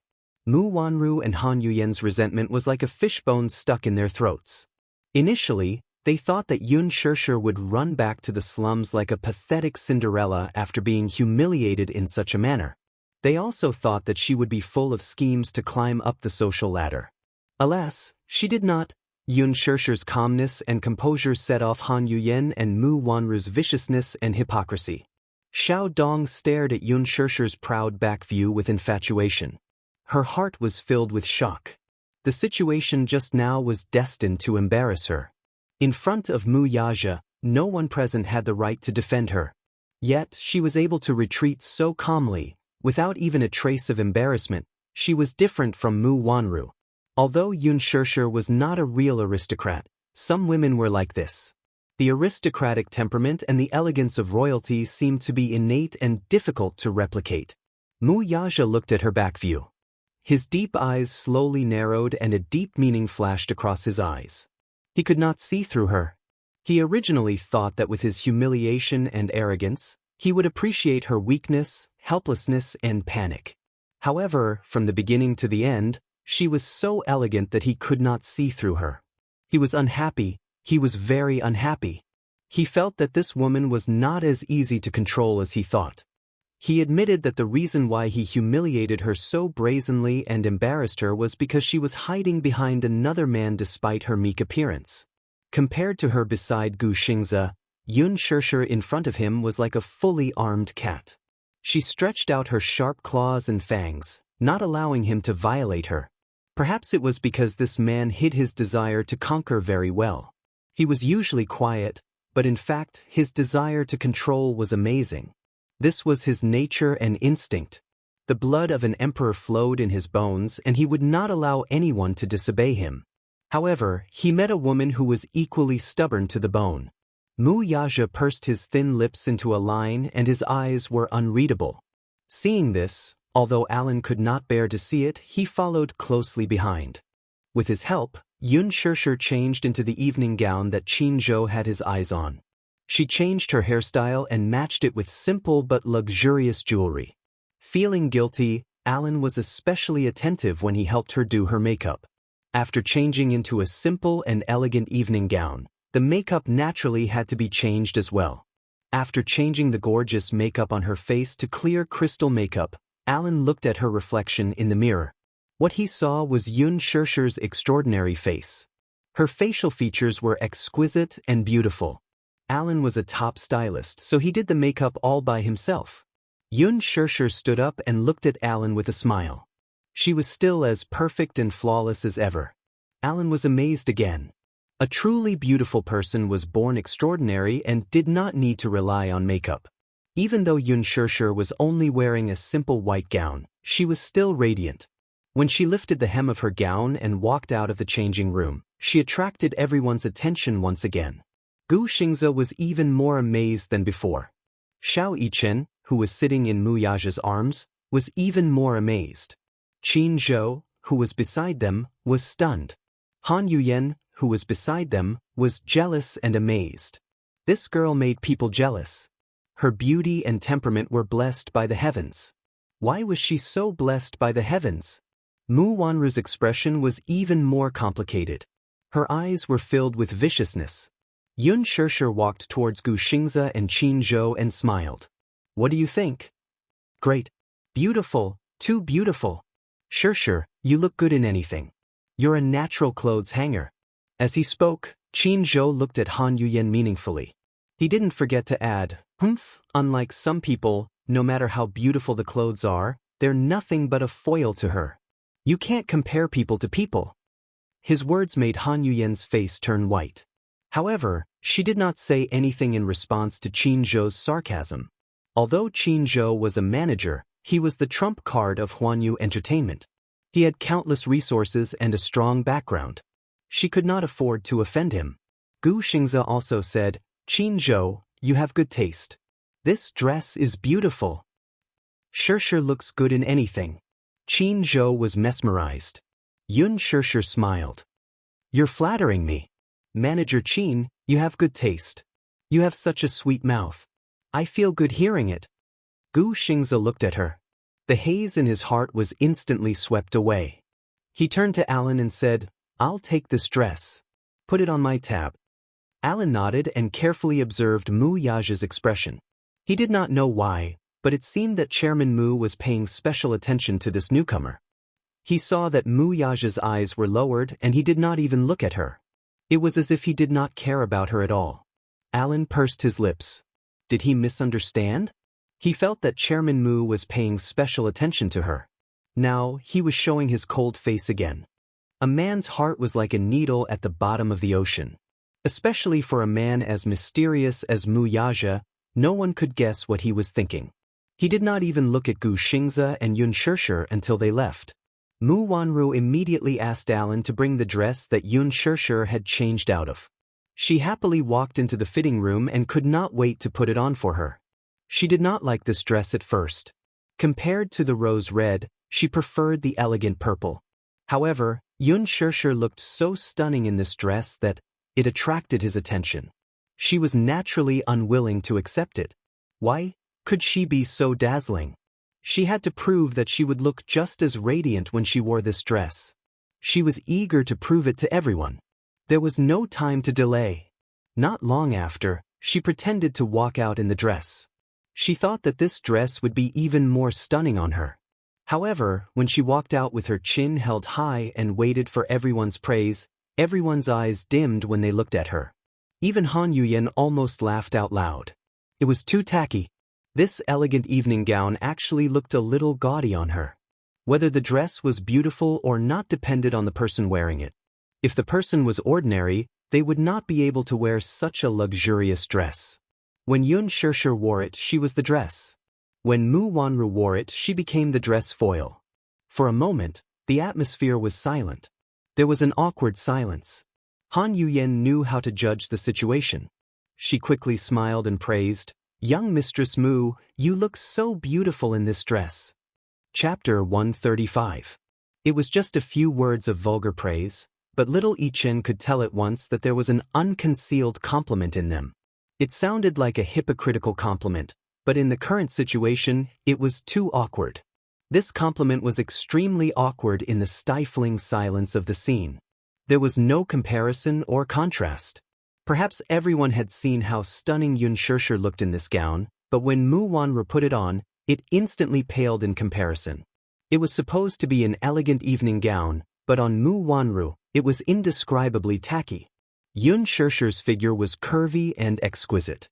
Her waist was slim, her legs were straight and slender, and she had beautiful shoulders and collarbones. When she put on this evening gown, these advantages were perfectly displayed. However, Mu Wanru's figure was not suitable for it. Her voluptuous upper body was undoubtedly exposed, and it looked extremely tacky. Mu Yaja opened his handsome eyes slightly, and his cold gaze landed on her body. He suddenly felt extremely disgusted. Once again, he recalled how gorgeous Yun Shirshir looked when she wore this evening gown. The contrast was too stark. After a moment of silence, Alan immediately reacted and praised, "Young Madam Mu, you look really beautiful in this gown."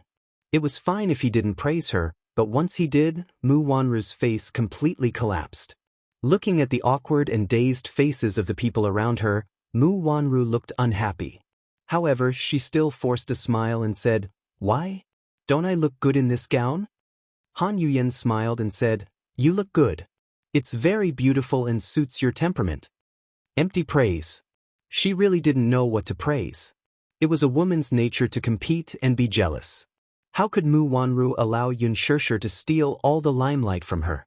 However, Xiao Yichen was still a child, and he didn't know how to pretend to be a snake. He frowned and said, "Mommy, you don't look good in this gown." Han Yuyan's eyebrows twitched. How could this child be so honest and directly expose her? Little Munchkin's next sentence made Mu Wanru vomit blood. "This evening gown looks better on that pretty sister just now. This dress doesn't suit Mommy, let's change to another one." Mu Wanru's face darkened. Han Yuyan smiled and said, "Children's words carry no harm. Young Master Mu, children's words carry no harm. Young Mistress Mu looks really good in this dress." "Humph, you're trying to curry favor with my mommy. Are you trying to embarrass my mommy at the party?" When Xiao Yichen saw that someone was questioning his sense of beauty, he retorted with a displeased expression and accused her of being a bad person. Han Yuyan gritted her teeth in anger. She was afraid that Mu Wanru would believe the child's words and misunderstand her intentions. She quickly said, "Young Mistress Mu, I didn't mean that." Mu Wanru ignored her and walked up to Mu Yaja. She smiled and asked, Do I look good in this?" She stubbornly wanted an answer from him. It didn't matter what other people thought. His affirmation was better than 1,000 words of praise from others. Now that she had lost all her dignity, Mu Yaja only needed to say one word to save her face. If he said that she looked good, who would dare to question him? Mu Yaja's words were no doubt an imperial edict. Who would dare to refute him? Chapter 136. Mu Yaja slowly raised his head and looked at her. There was no surprise or admiration in his eyes, only a trace of impatience and coldness, which made Mu Wanru's heart turn cold. "Take it off." With an extremely cold order, Mu Wanru instantly froze on the spot. Why? Did I say that you can wear this? Mu Yaja sneered. Mu Wanru's expression froze and turned ugly. She didn't understand. Usually, Mu Yaja would unconditionally satisfy her requests. She had whatever she wanted. He had always pampered her, and no matter how harsh her requests were, he would easily satisfy them. Why was he suddenly as cold as ice towards her? But why do you want me to take it off? Am I not comparable to her? That bitch. Take it off. I'll give you 5 minutes to change into another one. Mu Yaja said as he raised the watch on his wrist. He had obviously started to calculate the time. No, I won't take it off. Mu Wanru's eyes turned red. I just like this one. I want to wear this to tonight's cocktail party. Mu Yaja's lips curved into a cold arc as he said coldly, my patience is limited. Mu Wanru was shocked. She had never seen him treat her so coldly. Yun Shirshir, that damn bitch. She must be the reincarnation of a vixen. All the men who saw her acted as if their souls had been taken away. Mu Yaja said coldly, there's still 1 minute. In other words, after this minute, her last shred of decency would be gone. He had always been true to his words. Feeling extremely wronged, Mu Wanru stomped her feet angrily and returned to the fitting room to change into a new gown. The Bentley smoothly drove off the highway and slowly drove towards the venue of the cocktail party. In the car, Yun Shirshir silently lowered her head.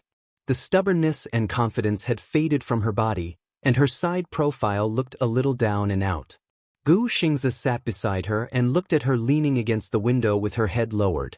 Her thin and small body inevitably made his heart ache. She was a girl who made one's heart ache and could easily arouse a man's desire to protect her.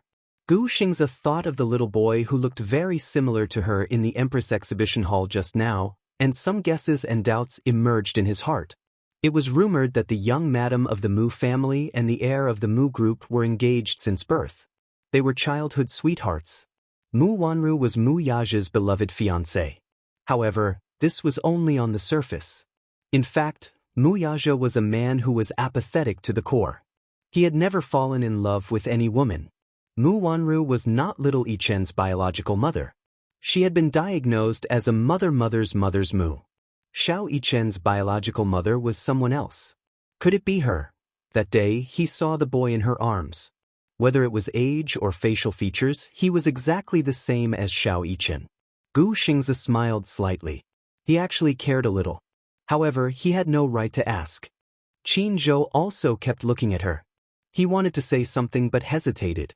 He wanted to care, but he was in no position to ask. Yun Shirshir raised her head and looked at Gu Xingzi. She sincerely thanked him. Xingzi, thank you so much just now. Thank you for protecting me. What are you thanking me for? Gu Xingzi looked at her in amusement. That gown was really beautiful, but it's really not worth it to exchange for 100 million yuan. Not worth it? Gu Xingzi smiled and said, it's worth it. Yun Shirshir looked at the handsome man in front of her in surprise. His lips were curved into a gentle smile, but his tone was extremely firm. Chapter 137. Shirshir, you deserve the best. It was a short sentence, but it was like a spring breeze. Gu Xingzi looked at her with a gentle smile. Yun Shirshir was flattered. Gu Xingzi, why are you so good to me? I don't know. Gu Xingzi smiled. You're a girl who makes my heart ache. Thank you. Yun Shirshir said sincerely. Tonight was Huanyu Entertainment's 10th anniversary party. Celebrities from film, television, and singing, as well as many well-known directors and investors, as well as international mainstream media reporters, were all present to witness this grand event. Huanyu Entertainment's predecessor was Universal Records, the country's leading gold medal record company. It had made countless popular idol singers famous, and for a time, it looked down on the domestic record industry.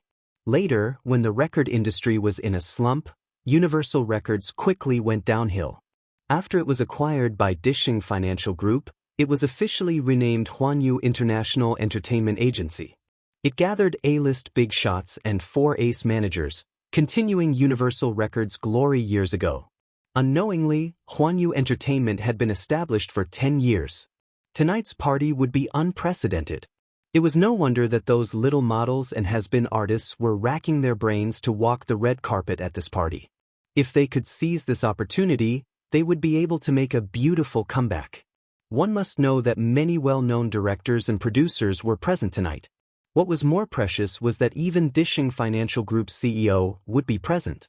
Dishing So. He was the crown prince of the Mu family, the capital's richest family, and the future heir of the Mu Group. Mu Yaja had always been mysterious. The news about him was all groundless. The public knew very little about this noble and mysterious crown prince, and he rarely appeared in public. When the socialites and aristocratic daughters in the circle learned about this, they all dressed up meticulously in order to leave a deep impression in front of this honorable CEO and win some attention. So what if he had a fiancée? Wealthy families like the Mu family were divided into the first, second, and third wives. Mu Yaja had 3 wives back then. Mu Yaja's father was the first wife's son, and he was doted on by Grandpa Mu.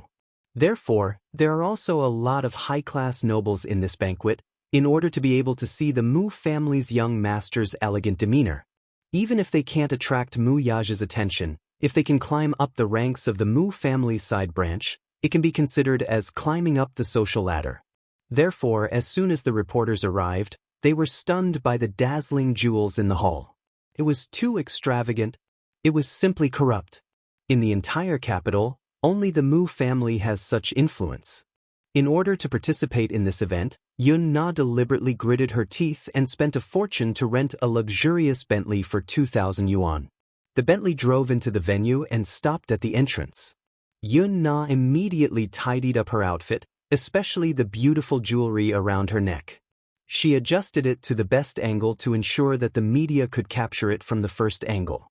For the sake of gaining exposure, Yun Na could be said to have taken great pains and strived for perfection in everything, and it was all for the sake of attending the grand event in a grand manner. Humph, Yun Shishir, you don't deserve to attend this kind of cocktail party. You should just stay at home with that bastard child of some unknown man and watch her on the TV. Yun Na cursed viciously in her heart.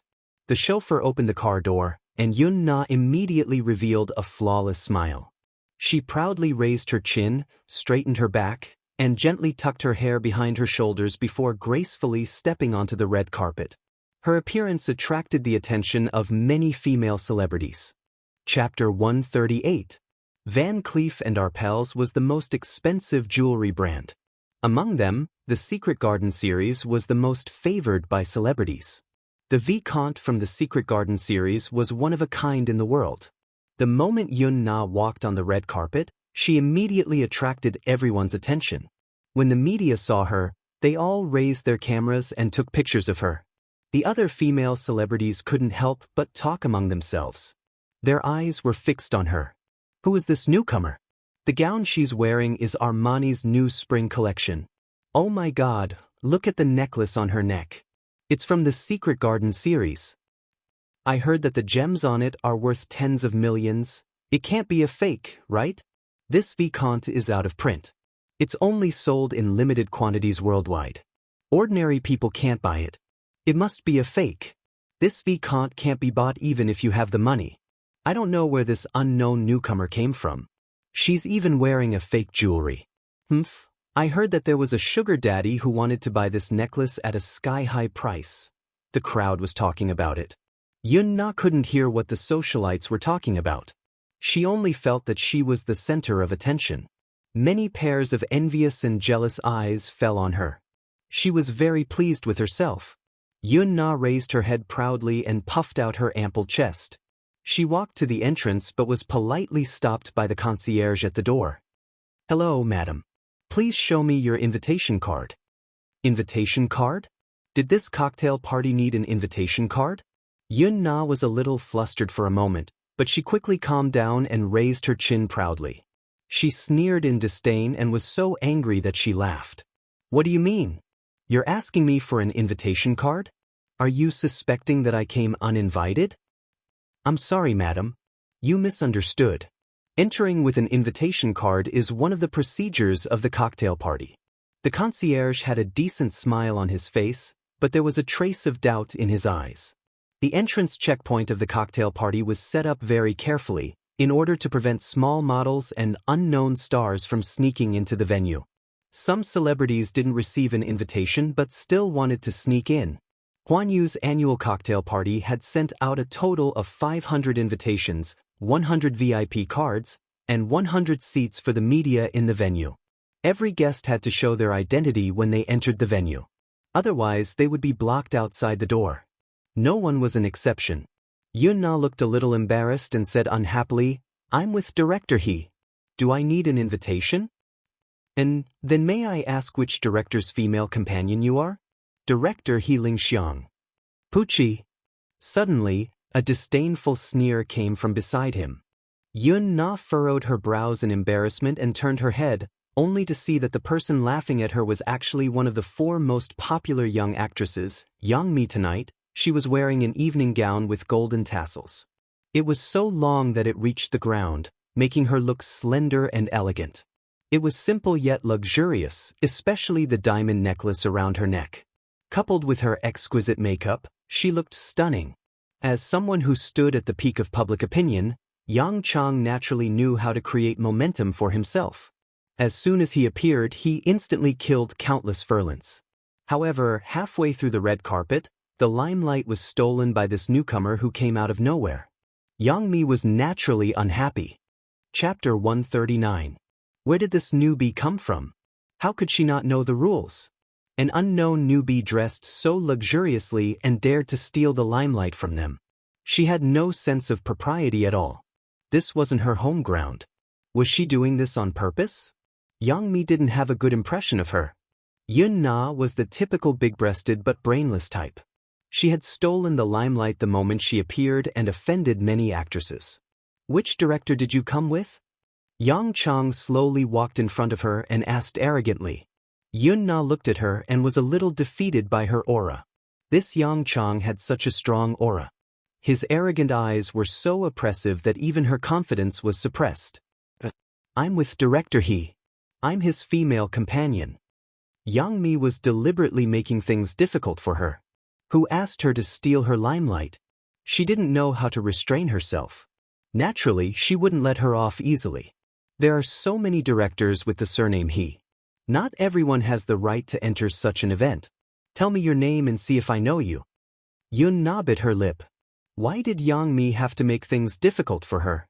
What did it have to do with her whose companion she was? However, she knew that Yang Mi was someone with a strong background. In the entertainment industry, every actress who was doing well had a strong backer. She couldn't afford to offend them. Otherwise, as a newbie, she wouldn't dare to offend someone and be blacklisted before she even debuted. Thus, she said respectfully, It's He Lingxiang, Director He. You can't even speak coherently.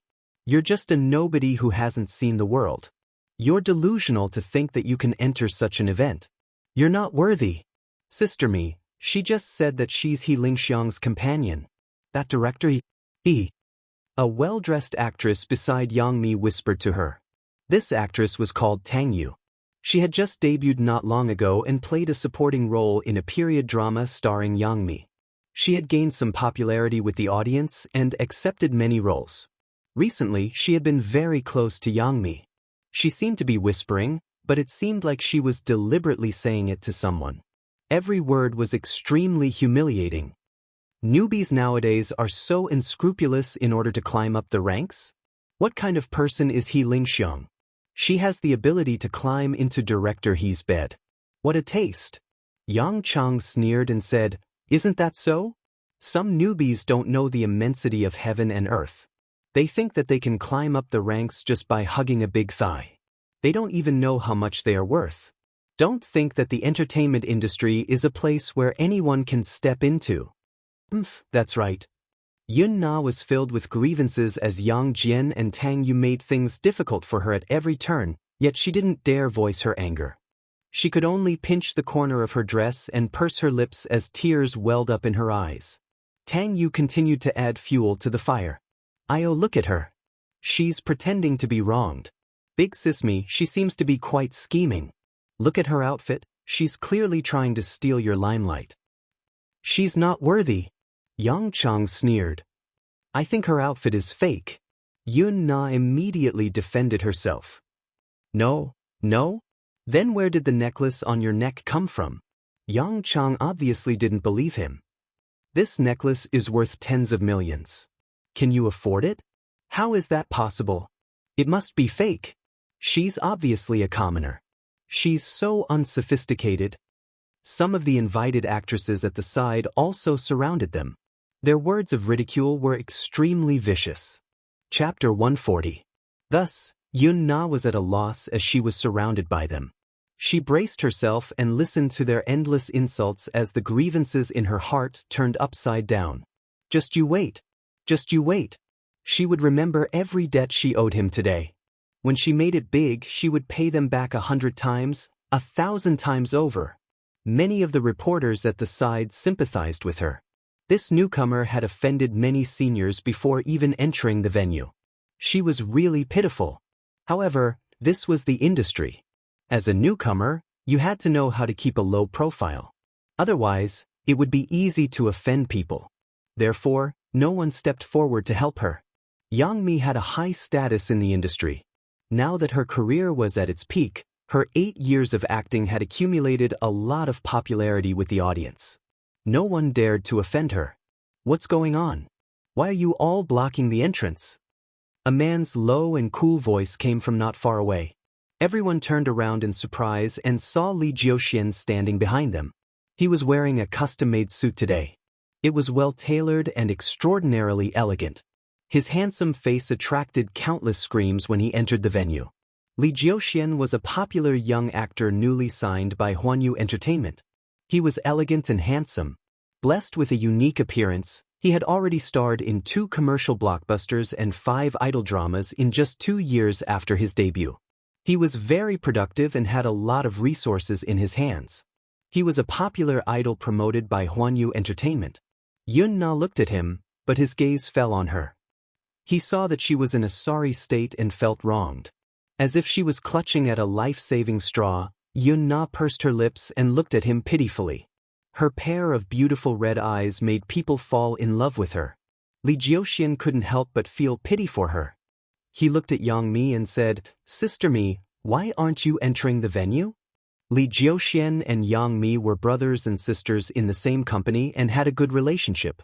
Previously, the two of them starred in a period drama together.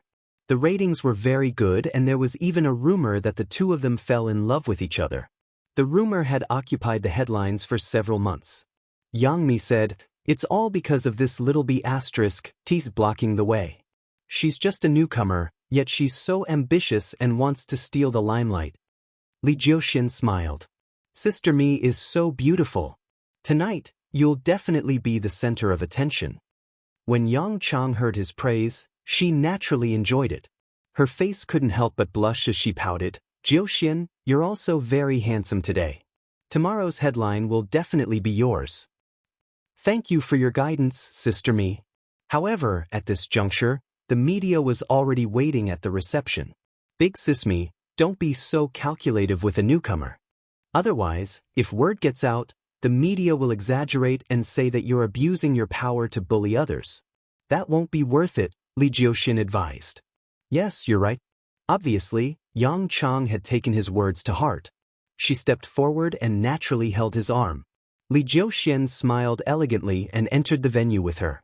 Yun Na stared blankly at Li Jiuxian's departing figure, and her heartbeat couldn't help but quicken and thump. Tang Yu didn't continue pestering Yun Na when he saw this. He grunted coldly and warned her before entering the venue as well. Not long after, He Lingxiang arrived. Chapter 141. Reading on her phone. Reading on her phone by Ran nodded and turned on her phone. She could already surf the internet normally. Gu Chengza booked a hotel pickup service. When they arrived at the hotel, it was already 4 in the morning. Bai Ran had a feeling that they would probably spend the next day in the hotel. She felt that it would be a waste. Gu Chengza seemed to have seen through her thoughts and comforted her. It's okay. If you're really tired tomorrow, you can rest in the hotel. Anyway, tomorrow's itinerary hasn't been decided yet. Bai Ran was a little worried. Isn't it too extravagant? For some reason, he felt a little reluctant to waste his time in a hotel when he was out on a trip. Gu Qingze laughed. We're getting married on a trip. It's different from other trips. We don't have to be so tired. Rest well and you can recharge your energy. I think you won't even be able to get out of bed tomorrow. When Bai Ran heard this, she smiled and said, Actually, I slept for a while on the plane. Even if I'm tired, I should be able to wake up by noon tomorrow. You have so much energy? Gu Qingze's eyes were playful as he said meaningfully, Then I'll have to learn from you. Learn from you? Bai Ran didn't understand for a moment. However, when they arrived at the hotel, the two of them took a shower and lay on the bed. Bai Ran finally understood what Gu Qingze meant when he said, learn from you, on the way to the hotel. She originally thought that after such a long flight, he would be exhausted and would probably fall asleep after taking a shower at the hotel. She didn't expect that when they got on the bed, Gu Qingze would flip over and press her under him and start to demand. After being married for so long, he rarely touched her. Even if he did touch her, he wouldn't be too rough. Especially the first and second time, he was considerate of her first time and her body couldn't withstand the torment. Therefore, he was always careful and extremely gentle. Therefore, to Bai Ran, it wasn't as embarrassing as the rumors said. She felt like she was run over by a truck. She felt sore all over. She didn't feel anything at all. By the fourth and fifth time, she had already gotten used to it. It was only during this honeymoon that a certain man, who had been conserving his energy, finally showed his true strength in bed. It wasn't until the next day that Gu Qingze saw that she was exhausted. Even though he couldn't bear to part with her, he knew that he had to give up. At that time, she felt that her body was as soft as cotton, and she didn't even have the strength to get off the bed. No wonder. It was only then that Bai Ran realized that Gu Qingze was right when he said that she might not be able to get out of bed tomorrow. It turned out that this man already had some kind of plan from the moment he boarded the plane. Gu Qingze carried her. After cleaning her up, he carried her to bed to rest. When he held her in his arms, he couldn't help but feel a little restless. Only then did she beg for mercy. She kissed and pecked him, saying all sorts of nice things. Only then did he hug her in satisfaction and fall asleep. That night she was really tired. The energy she had replenished on the plane had been completely squeezed out. Therefore, she slept especially soundly. She didn't even dream of anything and slept until noon the next day. At noon, she still couldn't bear to wake up. Gu Qingze was the first to wake up. He waited for her to wake up, but she didn't wake up, so he kissed her awake. Watch first episode Zui new chapter section please go to client, mobile address. Watch first episode Zui new chapter section please go to client, mobile address. Chapter 142. Reading on the phone. Reading on the phone at noon, she still couldn't bear to wake up. Gu Qingze was the first to wake up, but she didn't wake up no matter how long he waited, so he kissed her awake. Bai Ran had been tormented by him until very late at night, and a woman's stamina was not as good as a man's. Although she had rested enough and didn't feel sleepy, after an entire night of passion, she opened her eyes but didn't have the strength to get out of bed. Gu Qingze kissed her awake, so he naturally wouldn't waste the rare honeymoon opportunity. Although they were getting married on a trip, Bai Ran and Gu Qingze had agreed to include a honeymoon in the trip. Especially, it was when he saw Bai Ran wake up. Her sleepy eyes were surrounded by smoke. Although she had just woken up and was in a daze, her skin was surprisingly good and had the texture of egg white. The more Gu Qingze looked at her, the more he held her face and kissed her more and more passionately. The more he kissed her, the more he wanted to have her. Under Bai Ran's half-hearted resistance, he had her twice. It was as if he wanted to vent all the passion and vitality he had accumulated over the past 20 years on this woman in this limited and short period of time. Gu Qingze had been forbidden for too long. It wasn't that he hadn't thought about the relationship between a man and a woman. After all, he was an adult man and naturally had needs. However, he was different from ordinary men. Forget about what happened. Even ordinary kissing and hugging could not be done without a foundation of feelings. It was almost instinctive for him to think about love. It wasn't that he hadn't thought about the relationship between a man and a woman based on feelings. It wasn't purely because he couldn't let go of Bai Ran. At that time, he didn't have any expectations of meeting Bai Ran again. As for the Gu family, they basically turned a blind eye to his relationship problems. Gu Jinglian felt that dating and marriage were two different things. Hence, he was open to dating. However, Gu Qingze couldn't be bothered to deal with it. He felt that it was too tiring to start from knowing each other and then understand each other. In a way, he was too lazy. Therefore, gradually as time passed, he became numb to such things. As long as it was something that could be solved by himself, he would do it half-heartedly. In any case, to him, these were all things that could be solved by himself. However, after meeting Bai Hao, the instinct that had been suppressed in his body for a long time was finally released. It was as if he couldn't get enough of it no matter how much he ate. Bai Ran wanted to cooperate with him, but Gu Qingze was young and hot-blooded. After 2 rounds, he was exhausted. Therefore, not long after, she collapsed in his arms and learned how to act coquettishly. She hummed and pushed him away. Obviously, she couldn't handle it anymore. Unbeknownst to her, Gu Qingze almost couldn't control himself when he heard her whining. "Jean, in the future, you're not allowed to act coquettishly with anyone other than me." Gu Qingze suddenly made a strange request. Bai Hao was a little confused. He didn't understand. "What's wrong? Promise me, okay?" When Gu Qingze thought of her using such a tone to act coquettishly with others, regardless of whether it was a man or a woman, he was very offended. "Alright." Bai Hao made a generous gesture. "I promise you." What an overbearing man. Viewing starters in new chapter 8 sections, please go to hall guest mobile address. Starters a new chapter sections, please go to hall guest mobile address. Chapter 143. Reading on mobile phone. Reading on mobile phone. In the afternoon, Bai Ran finally recovered and was able to get out of bed. The two of them packed up and went to the hotel's Western restaurant. She was a little hungry, but it was not a meal. However, this hotel was a 5-star Holiday Inn in Hong Kong.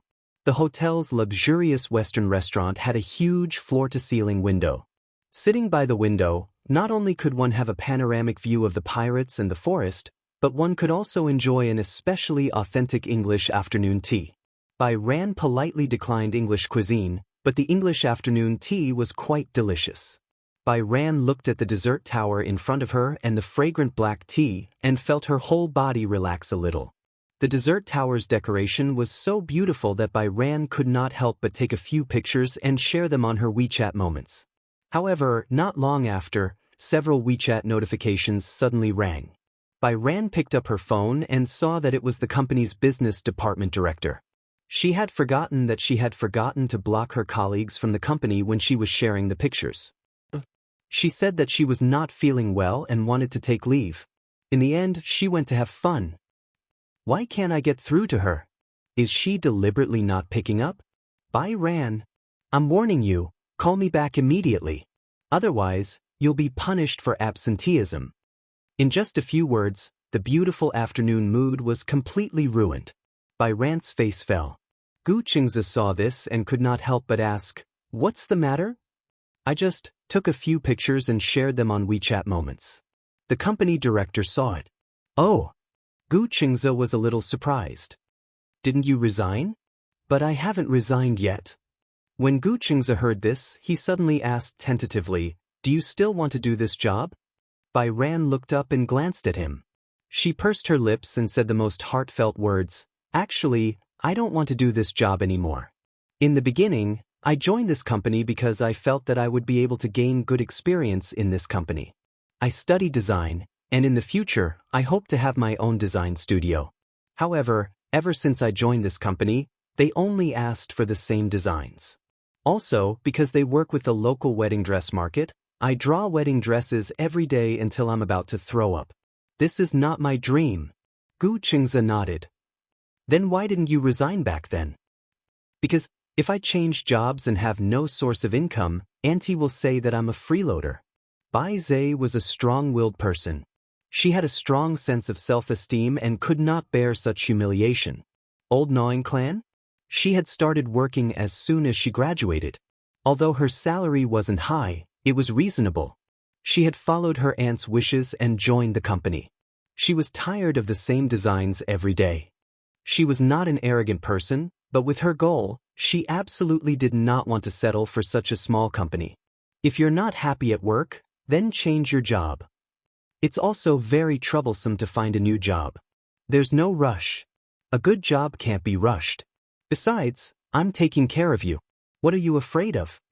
Gu Qingzi's especially calm words greatly moved Bai Ran. He said so matter-of-factly that he would take care of her.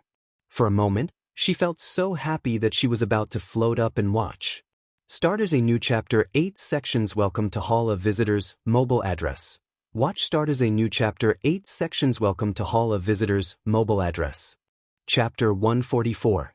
For the first time in her life, Bai Ran had the feeling that she had someone backing her up. Unconsciously, the corners of her lips curled up as she secretly laughed. Gu Qingzi saw that she was laughing and could not help but reach out to pinch her cheeks gently. What are you laughing at? I feel like you're my big backer. Now that you've said that, I feel more confident. Actually, Bai Ran was not a career-oriented woman. However, she was a person with a strong backbone. Especially after living under someone else's roof for so many years, she believed that no matter what, she had the ability to back herself up. However, after graduation, under her aunt's urging, she found a company and hurriedly started work. She did not consider her career direction and prospects. After joining the company, she designed a bunch of wedding dresses. She was almost numb to it. Originally, designing wedding dresses should have been a blissful thing. However, she often had to work overtime due to large orders. At her peak, she had to submit more than 10 design drafts a week. Although she did not earn much, as long as it was a design, she had to put in a lot of effort. Therefore, almost every design draft was a masterpiece. This was also the reason why the company did not let her go. If it were not for Bai Ran's soft temper, with her talent, after working for a year in this small design company, she would have been the head of the design department. She was too easy to talk to, so she was suppressed. Why else would there be a saying, kind people get bullied? Seeing her satisfied look, Gu Qingzi's heart ached and he pitied her. I'm your backer. After a pause, he added, I'm your backer for life. Yeah. Bai Ran leaned her head gently on his shoulder. At this moment, on WeChat, the owner of the design department angrily complained again. Bai Ran, do you still want this job? Just because I gave you some color, you started a dye shop. Do you think work is so perfunctory? You don't even care about the company's rules and regulations. Do you believe that I'll fire you? If this goes on, this shabby temple won't be able to accommodate a great Buddha like you. Bai Ran looked at the director's angry words and smiled. He replied lightly, since you've said so, isn't it up to you to decide whether to expel me or not? In an office far away in Beijing. When the director saw Bai Ran's reply, he almost exploded in anger. She had only said those words in a fit of anger. She really couldn't bear to fire him. One had to know that Bai Ran was the head of the design department. It was because of Bai Ran's talent that the company could receive more and more orders. She had threatened to expel Bai Hao just to intimidate him. She had thought that Bai Hao would be scared and beg for mercy after she had shown him her power.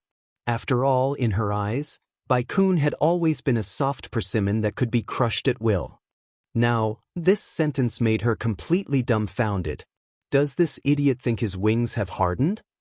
The director had no way out of this embarrassing situation. He didn't know what to do. If he really fired them, what would happen to all the orders piled up there? He was known to want to die for nothing. This is so infuriating. So infuriating. The director slammed the table, his face red. Chapter 145. In the office, an assistant happened to be boiling water. Seeing the angry look on the director's face, she heard the director's nagging and grumbling on by Yu's WeChat. She probably understood what had happened, so she said casually, "This Bai Yu is really lucky."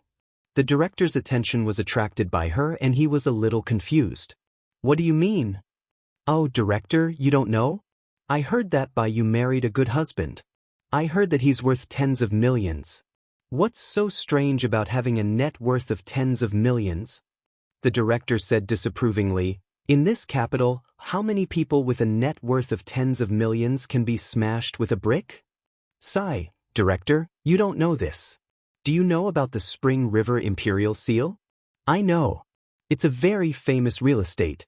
Those who can buy it are the top people in society. The director reacted. Why did you suddenly mention the Spring River Imperial Seal? I saw that her husband just bought a house there some time ago. Moreover, he has a good relationship with the president of Xianxia Financial Group. The director sucked in a breath of cold air. Most of the designers in this design company were Beijing drifters. Therefore, they worked hard in the hope of leaving a place in the capital. Owning a house in the capital and being able to buy a house were two different concepts. Many people's houses in the capital were obtained through demolition. The old city district was renovated and settled down in a residential area. Therefore, although most of the houses in the residential area were expensive, they could not be sold because they needed them. Secondly, the residential area was just an ordinary real estate. However, the Spring River Imperial Seal was different. This real estate was open to the top elites in society. Just the price alone was enough to make people flinch. Those who could buy the Spring River Imperial Seal were either rich or noble. When he heard that Bai Yu's husband lived in the Spring River Imperial Seal, the director did not believe it. Listen to her bragging. The houses there cost tens of millions and you still have to draw numbers. It doesn't matter, you still have to line up obediently. This isn't Bai Yu bragging. Everyone in our company knows and saw it with their own eyes. Bai Yu said that her husband has special channels and can buy a house there at a 50% discount. Many colleagues in the company didn't believe it, so they all went with her. In the end, they were slapped in the face in public. Moreover, many people said that Bai Yu's husband and the president of Xianxia Financial Group. Yun Tianyu. The director called out the name immediately. Yun Tianyu was an influential figure in the capital. It resounded like thunder in the ears. It was him. The two of them seemed to have a good relationship. Many people guessed that Bai Ran's husband is also a member of the rich second-generation circle. When the director heard this, he could not help but scoff. It's not that I want to say this, but this is just a dream. There has to be a limit, right? Rich second generation? Which of the rich second-generation heirs in the capital didn't care about matching up? What kind of family background does Bai Hao have? She has nothing. She only has a pretty face. Why would someone like her? She felt a little unbalanced. After all, even she hadn't found a partner yet. With a monthly income of 20 to 30,000, she was considered to be at the bottom of the food chain in Beijing. The assistant smiled but didn't say anything. Maybe she's married into a rich family, so she doesn't care about this job at all. From what I see, she definitely has nothing to do with it. How blissful it is to be a young mistress who doesn't have to worry about food and clothing. There wasn't much malice in his words, but they were filled with envy. When the director heard this, he was skeptical. You're not telling the truth, are you? Chapter 146. Reading on a mobile phone. Reading on a mobile phone. Everyone in the company knows that I'm not the only one who can decide whether this is true or not.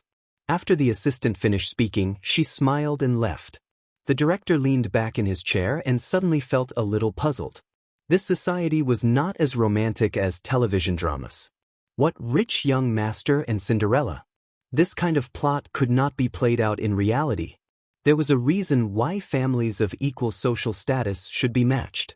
The disparity between the rich and the poor was not small at all. Not to mention ordinary people like Bai Ran, even the female celebrities in the entertainment industry could not wait to squeeze their heads into the gaps of the rich and powerful. However, the real rich and powerful looked down on them.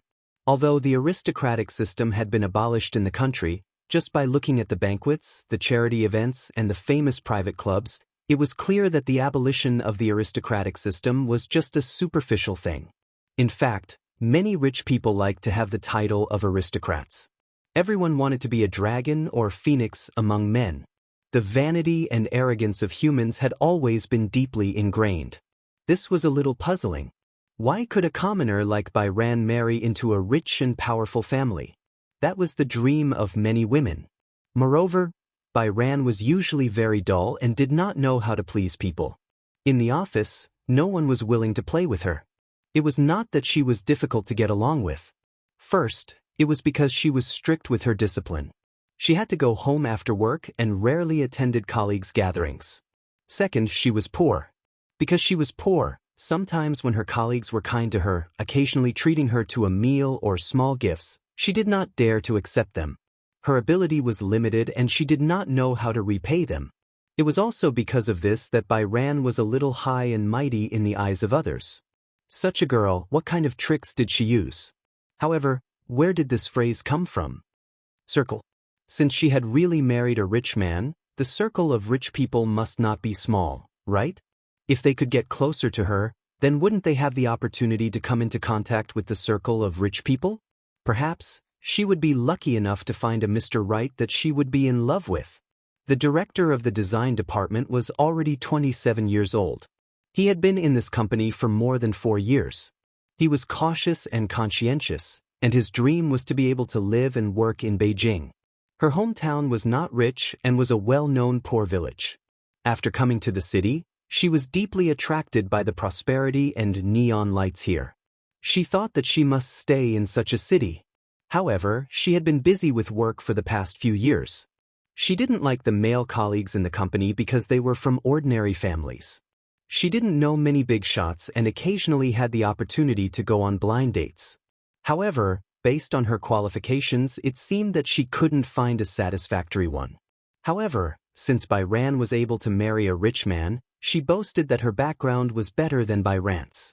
Therefore, she was more confident. Bai Ran had just finished her afternoon tea when the director sent her another WeChat message. However, the tone in this message seemed to be much better. Sigh. Bai-kun. Previously it was my fault. You were not in good health. As your superior, I should have been more understanding. At the same time, you should be more understanding.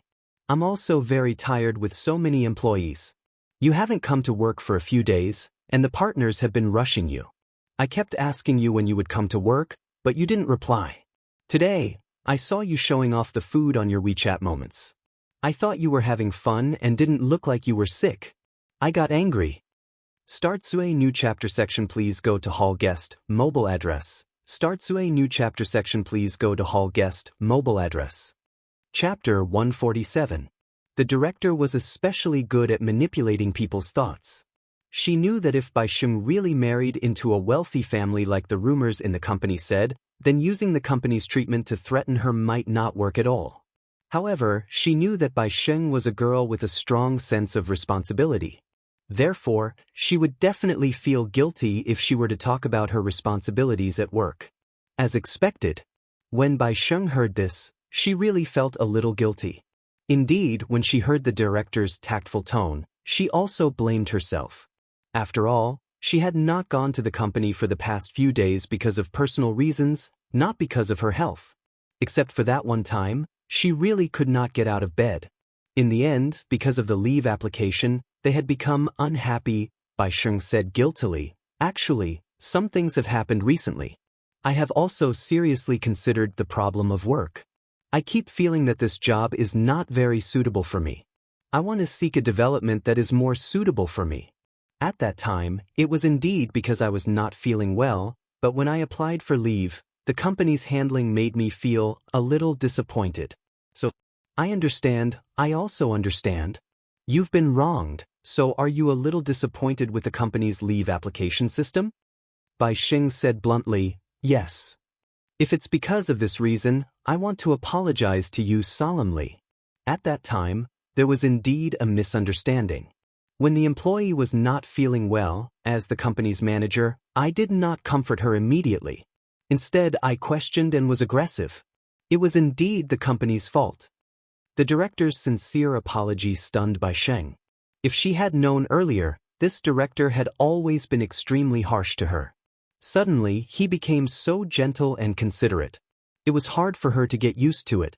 Bai Sheng held her phone in a daze. Gu Qingzi drank his tea casually at the side while observing her expression. However, he remained silent. On the other end, the director asked again, "In short, if that's the case, you don't have to consider resigning anymore, right?" When Bai Sheng heard this, she immediately explained, "I don't want to resign because of this." Before Bai Sheng could speak, the director asked, Do you think the company can't give you a better development? Have you forgotten? You signed a contract with the company. If you leave, you have to pay the penalty fee. Penalty fee. Bai Sheng frowned. He did not remember this rule. However, she didn't see it clearly when she signed the contract. At that time, the people in the HR department were busy with work and kept urging her to sign the contract. She thought that it was a legitimate company, but she had indeed neglected the matter of liquidated damages. Gu Qingze heard her and said in a low voice, "I'll pay for the breach of contract." When Bai Sheng heard this, he said guiltily to the director, "I'll pay the penalty." The penalty for breaking the contract is very high. The director began to scare her. Bai Sheng said, "I still need to focus on my own future development. I don't think the company's environment is suitable for me." Actually, seeking better development is also a matter of urgency. As the saying goes, a fine bird chooses a tree to nest in. However, in today's society, there is no lack of talent. Who doesn't require many years of work experience to find a job outside? You can work here for a few years and become a senior designer. Then, you can set up your own company. Chapter 148. Reading on mobile phone. Reading on mobile phone by Ran was stunned when he heard that. She did not expect that the department head, who usually had the temper of an old hag, would be so gentle and persuasive to her today. Was it really the same person? Bai Yan was not very good at rejecting people. Perhaps, since she was young, there were too few people who treated her well. Therefore, it was fine to say that they were a little mean to her, but she really didn't know how to reject them if they were gentle to her. However, she really wanted to leave, but she did not know how to respond to the department head's gentle tone. "How about this?" the department head probed. "I heard from a few of your colleagues that you got married not long ago?" "Yeah, then you've probably been on a honeymoon during this period of time?" I guess so." Bai Yan glanced at Gu Qingze, who looked at her and smiled. She smiled back and said, "We got married on a vacation." No wonder. The department head's tone was even more apologetic. She said guiltily, "I'm sorry, Bai Yan. I seem to have wronged you. No matter what, you should have fun during this period of time. When you return to the country and come to the company, we'll talk about the details." After hanging up the phone, Bai Yan looked at Gu Qingze blankly. Gu Qingze asked half-jokingly, "What's wrong? Are you softening your heart? Don't tell me you're planning to continue working at the company?" "I heard that the breach of contract costs a lot of money." Gu Qingze smirked. "Didn't I say that I'll pay for you?" "But," Bai Yan pouted and muttered, "I didn't do anything wrong. Why should I pay them the breach of contract?" "There's a price for the breach of contract, but you can't restrict your life because of this visible price. This is not an equivalent exchange." After hearing Gu Qingze's words, Bai Yan suddenly felt enlightened. That's right. She couldn't possibly put her life and future on the line for the sake of a mere breach of contract. Moreover, if you don't want to pay the breach of contract, hire a lawyer and carefully read the contract. If the breach of contract involves the overbearing clause, the company's unreasonable request can be rejected. How much is the lawyer's fee? Bai Zhe began to calculate carefully in his little head. Gu Qingze didn't know whether to laugh or cry. "The legal team is ready-made. My company has them, so you don't have to pay extra." "Wow," Bai Hao nodded. "Okay, let's do that." Little money grubber. Gu Qingze couldn't help but scratch her nose lightly. How could this little fool be so cute and save money for him? "Since we're already married, you can just squander the money I earn. You don't have to be so frugal. Money will run out eventually. But you can't earn all the money you want. You can only earn if you spend money, right?" Gu Qingze's brainwashing was deeply rooted in people's hearts. When they were in college, Bai Ruo had the nickname of a cheapskate. Being stingy meant being stingy. It was not that she was stingy, but her living expenses were too little. Usually, she did not even have enough to eat and wear. Therefore, she could not take care of the social interactions between friends. She felt a deep sense of guilt every time she spent money. Even though Gu Qingze was so generous, she still couldn't suppress the guilt in her heart.